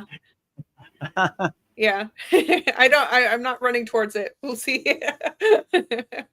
Yeah, like you could just, I don't know, like you feel this person is there to support you and catch you. So if Yeah. you were falling backwards, this person would always be there to catch you, and you would always be there to catch that person. And you, when the pieces of the puzzle come together, it just creates a perfect situation, you know? Like one flame merges with the other flame. It's a super pillar of light and a flame, like the divine union of Shiva and Shakti, you Yeah. know? So We're yeah, all working together. but yeah, I'm still feeling my way in the dark around Yeah. that, like most yogis and yogini is. So if you're When out I there, holler at me. yeah. When you know, you know. Like When Sandy says. you know, right? If you get a tingling feeling from Yeah. Veggurudev's Yeah. Or words, like, you or your know, heart's like pounding. shoot me an email or a Yeah. DM. Yeah. Well, maybe she's on Soul Linder. Yeah, I checked around my area, not nobody in my immediate area. No. Yeah. I don't know. Maybe with the internet, time and space does not exist. I don't know. Yeah, well, maybe I'm Yeah. sending out the calling, and Yeah. maybe the universe will fill in my steps for Yeah. Vedagurudev, right? Like, or maybe it sees like he don't need that distraction in his life right Yeah. now. He needs to focus on the path. He's doing good work. He's helping people. We don't need that, you know. But Yeah. who knows? You know, Yeah. I'm open to it. Yeah. We were talking about divine timing. That'll happen when it happens. Yeah, divine timing. Sandy says, we were friends first. We met online, met through a spiritual online meet up. I didn't meet till a couple years later because I was still working on self-acceptance. Yeah, divine timing. Yeah. Yeah, it's all divine timing. You know, if the person really wants to be with you, then they'll wait for you to have your own self-love and self-care and self-awareness, and that will make the union better. So yeah, I guess if it's meant to be, it's meant to be, and that person will wait, you know. Yeah. So no matter how much time it takes, so it's all divine timing. And yeah, if they feel like you're the perfect match for them, they'll wait for you however long it takes, you know. So it's all in divine timing. Yeah. Sandy says that we had common interests, questions and curiosities, supportiveness, non-judgment. Funny thing is that the very month I wrote a list of what I wanted to manifest in a partner, he showed up. Whoa. That's the universe filling in the steps, And right? like I've got The, yeah. the universe had its ears open and it was listening. So Yeah, you put your order they in. they shined this grace on you Yeah, and throw you a bone, right? Like, yeah, okay, all right. I like this person's energy, so that maybe the archangels or ascended masters, the spirit guides, heard your calling and cleared the path. But yeah. yeah, They were like, yeah. Sandy, When when we try to manifest in our school, we try to go in as much detail as possible, right? So when they're going to throw you a bone or the universe is going to fill in the steps, they don't have to guess. You've laid it out. This day, this time, this situation, this is what I'm asking to crystallize and manifest. So seems to work okay, you know. So yeah, I would give it a try. Try to put as much detail in it as possible, and who knows what the possibilities are out there. yeah. I was just thinking, Sandy, you put your order in, and the universe was like, all right, this guy checks all the boxes. We'll send him your way. You Yeah, put your order in. I got a candidate right Here. readily available. Let's clear that path, you know. I was thinking about the Shiva Parvati love story, and I don't know. Shiva waited many lifetimes for Parvati, and then Parvati, she had a dream of what Shiva looked like, and she just loved him instantly. And then she saw him in real life, and she's like, "Ah," I don't know, she found a way to be with him, and she just like, I don't know, became his perfect equal. Yeah, and she saw him in a dream, and she drew a painting of him too, and it was exactly what Mm. Shiva looked like in real life. If Wow. Parvati and Shiva were real, but I think they were. Yeah, Yeah. Outstanding. yeah, Like manifesting it into reality, yeah, and if poverty can wait for Shiva, then we can all wait for our yeah, soul equal, because Shiva is a cosmic dancer, a nomad. It's a wild man out there in the universe. So if poverty could put up with Shiva, then the yeah, possibilities are endless, right? yeah. She could tame his wild heart. Tame his wild no man, Yeah. pure consciousness heart. Yeah. Uh, Greatest love story ever. Well, I think we're at 3 hour mark. I think we're about ready to wrap this up. If oh, here we go. We got some more insight on this. But I almost lost him because I took a while to figure out my self-worth. The negative Mm. mind ego thought I'm lacking so much to manifest someone like him. But my higher self luckily was working on self-love. Yeah, you deserve Yeah. self-love. Well, when you come from a place of lack, you put up walls and barriers and Yeah, obstacles for yourself, right? And put that self doubt in your mind, and sometimes it hinders you. But when you have a higher consciousness, you kind of overcome those lower emotions to see, like, nah, this is nah. not who I am. I know thyself. I'm self aware. I realize my inner potential. This is made for me. It's like my guru used to say, seeing the forest without seeing the trees, right? So you kind of got to get out your own way and say, this is meant for me. I'm going to take it. I'm going to go for it. So, yeah, I'm glad that Yeah, worked out, I am too. Yeah, maybe when you have like the best, you don't want to settle for the yeah, you don't want to settle. Like I've Right. had the best. When you're the best, why settle for less? Yes, you took the words out of my mouth. Yeah. Well, I gotta get going unless we have some last minute questions because I'm here to help, but I don't see any. I have one last question for you, Vedagurudev. So, Okay, great. what is the best advice you've ever received and the worst? Whoa. I mean, I've received a lot of good advice. Best advice? No, the one that comes to my mind is no expectations, because you can't be disappointed if you have no expectations. So I always kind of keep that in my pocket. Like, no matter what happens, I don't have no expectations. So I can never be disappointed. Um, so yeah, I would probably say right now, the thing that comes to my mind is no expectations. Mm, When my guru told me, go up the Himalayan mountains, we don't have no expectations, so we can't be disappointed. Just enjoy as much as possible. The worst advice I ever had, that's interesting too. well, Um, I'll go for you for that one, and then I'll see if that I, I, inspires you. I would say the worst advice I would ever have was go up on this roof with a rifle and do something you shouldn't. No, I'm just joking. Yeah. Yeah, that's bad go in this advice. go in this bank with a ski mask and this gun, and you'll be rich. Like, that's Yeah, never happened to me. I'm just joking. You that's know, bad. you know, uh, go hurt these people and you'll get money. I don't know. Like I don't know. I'm I don't know. Well, Like the worst advice I have ever had is stuff I've done to myself. Like yeah, the obstacles and walls I've created for myself. So yes.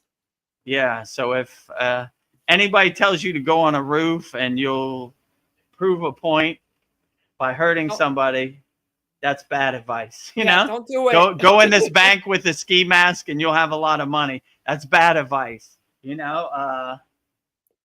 I don't know, sell these drugs to these people and you'll be rich. These are all Yeah, bad advice. hurt people, and so America could be free, bad advice, so I don't know. I wouldn't listen to any of that advice. Yeah. So I've been I don't lucky. I've avoided those conversations. I don't know. The worst advice I think I've ever heard, and people say this all the time, keep your friends close and your enemies closer. And I'm just like, why? I don't want to keep my enemies close to me. I Yeah, don't I want mean, like, like, yeah, like what would be the point of keeping negative energy in your yes. close proximity? Like, why? Why do it to yourself? Like, for Yeah. what? That's why Katu Roti said, like, do you need anger in your life? I'm like, for what? It's like a wasted emotion. Like, Yeah. don't even try to do it. I mean, if it presents itself, okay, the opportunity's here. I wasn't seeking it. I wasn't calling it, but all right, I like to dance. Let's Let's overcome this mountain. But don't sleep in the same bed with somebody who's your enemy. Yeah. That's putting unnecessary drain on your energy that you don't need in the present moment. So I wouldn't recommend that at all.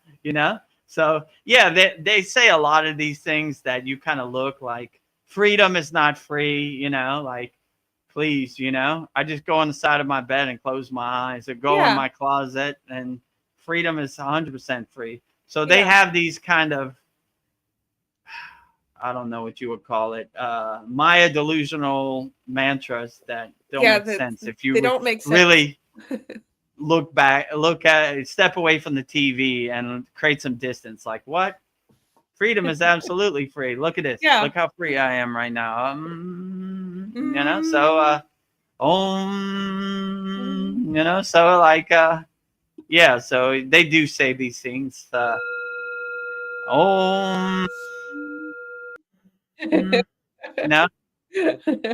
home.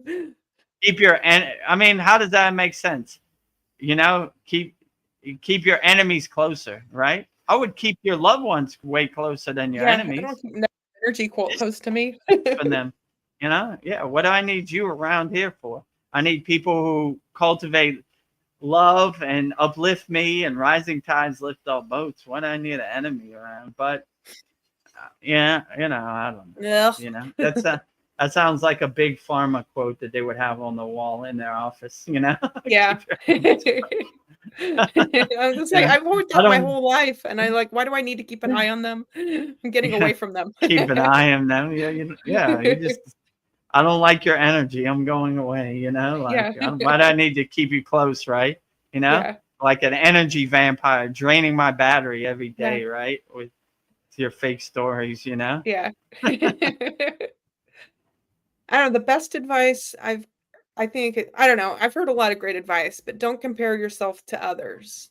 Yeah, true.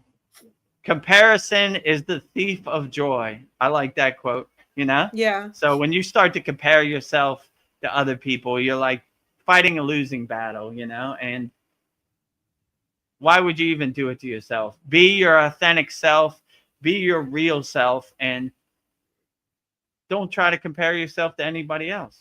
Be who you are. And that's probably the best advice I can give too. Yeah. Be your authentic self always, and don't try to compare to anybody. I am unique to who I am, and I love myself, and I don't want to be like anybody else. I'm great just the way I am. I am beautiful the way I am. I am unique the way I am, and I don't want to change for anybody. I don't want to be like any other yogi. I want to be exactly who I am, I feel comfortable and satisfied who I am. So I wouldn't have it any other way. Love yourself. Love yourself unconditionally, wholeheartedly, 24 hours a day. Well, we have some goodbyes. Darren Carter says, thanks, guys. Always entertaining. Love and light to you all. Love and light to you. Love and light to you, Darren, also. Yeah, I'm glad we could be your spiritual coffee every day in the UK when you wake up. And Sandy says, fear states will have you convinced you're not worthy, not ready, and so on. Absolutely. Ugh. Yeah, absolutely. Never be in a fear-based state. fearless yogis and yoginis walking the spiritual path. Shed this fear. It no longer serves you. Take the fear trash out to the curb and throw it away. Swaha, right? Wow. Goodbye. Take that fear rock out of your backpack and throw it away. Goodbye. Yeah. You don't need this junk, right? No Yes. fear-based over here.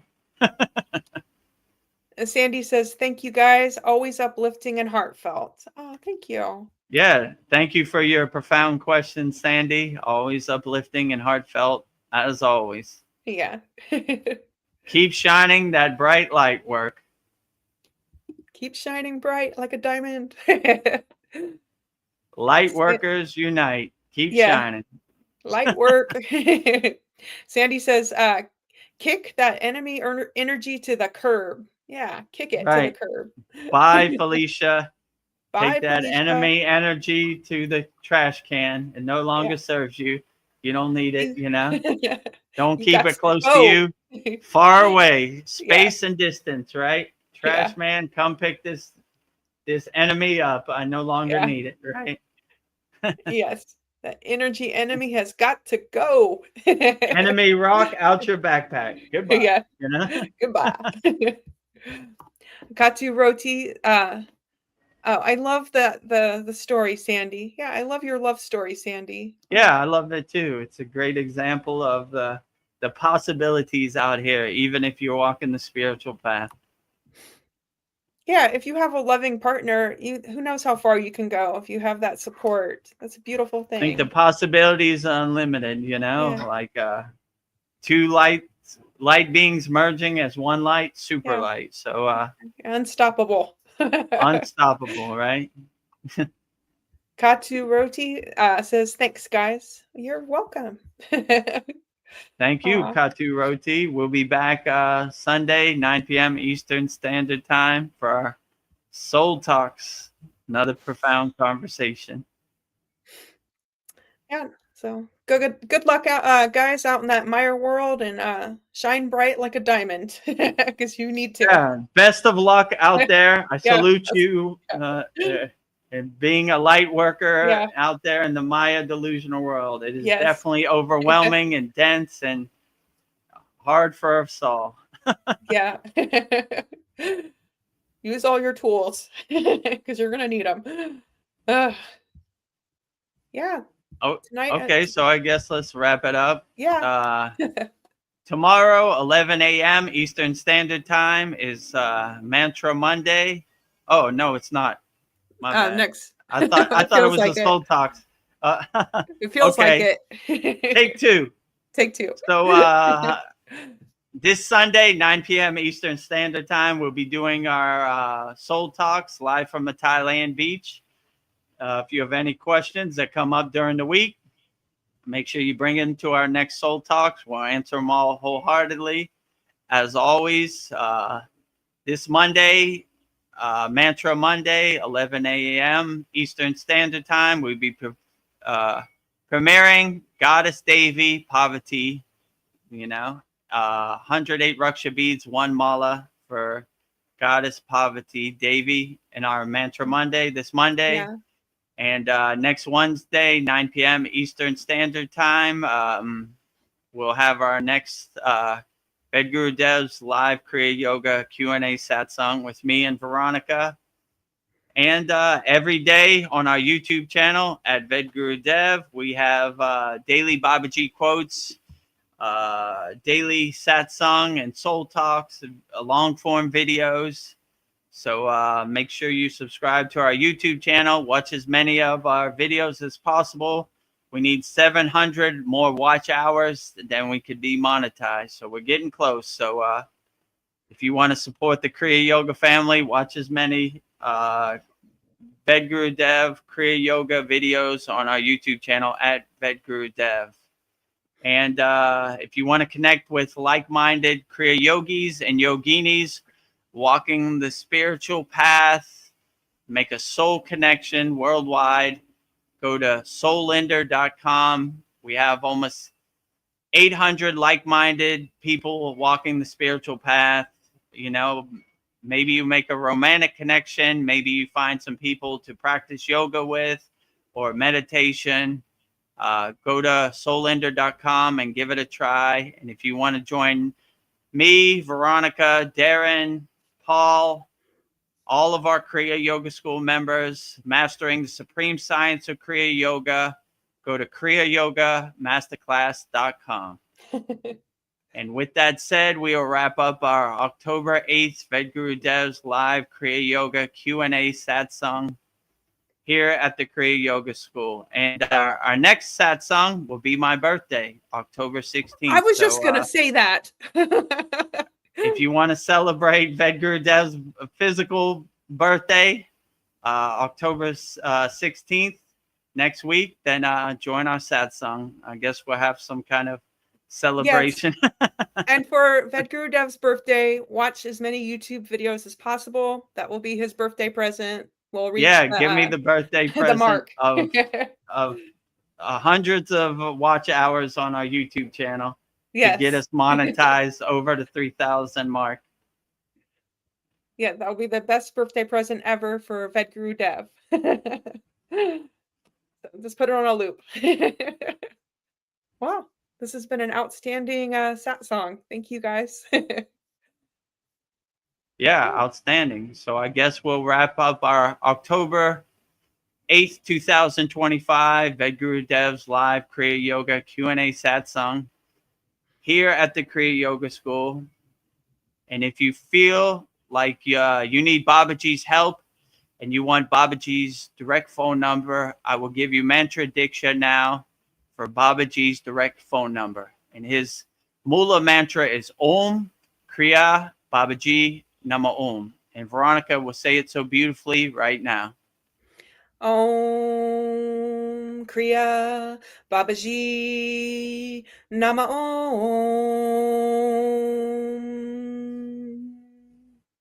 Om Kriya Babaji Nama Om.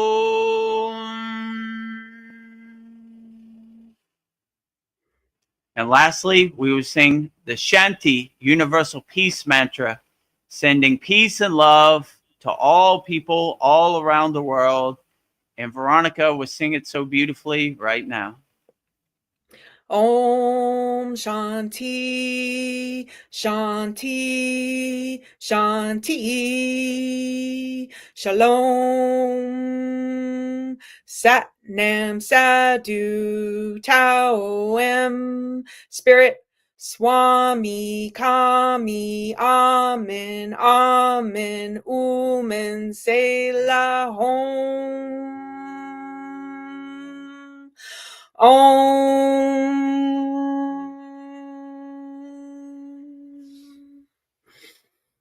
Om Shanti, Shanti, Shanti, Shalom.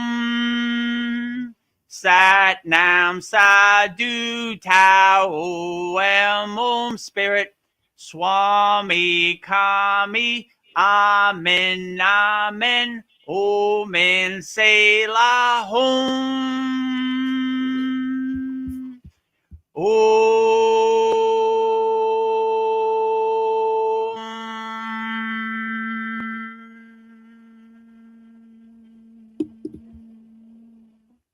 Namaste, I'm Vedagurudev, and today I'm going to share a proven spiritual system that's already helped thousands experience deep transformation. When you join the Kriya Yoga School Masterclass, here's exactly what you'll get. Weekly deep dive classes, Saturday at 11 a.m. Eastern Standard Time. Bi-monthly Holy Fire Yagna ceremonies to clear energetic blocks. Weekly satsangs and Q&A, Wednesdays at 9 p.m. Eastern Standard Time. Instant access to over 200 plus on-demand classes on asanas, pranayama, mantra japa, and meditation. Direct VIP access to me for daily mentorship and support. This is not just information, it's direct transmission, guidance, and transformation. Thousands have already said yes to the Kriya Yoga path. And if you're here now, something inside you is ready to. Click the Join Now button below, choose your membership, and begin your journey to inner freedom today. See you inside the Kriya Yoga School Masterclass. Kriya Babaji Namo.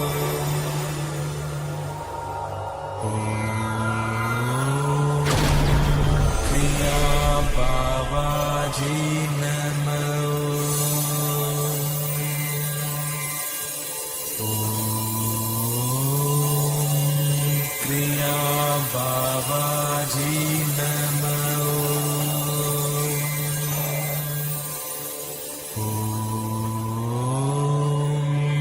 Kriya Babaji Namo.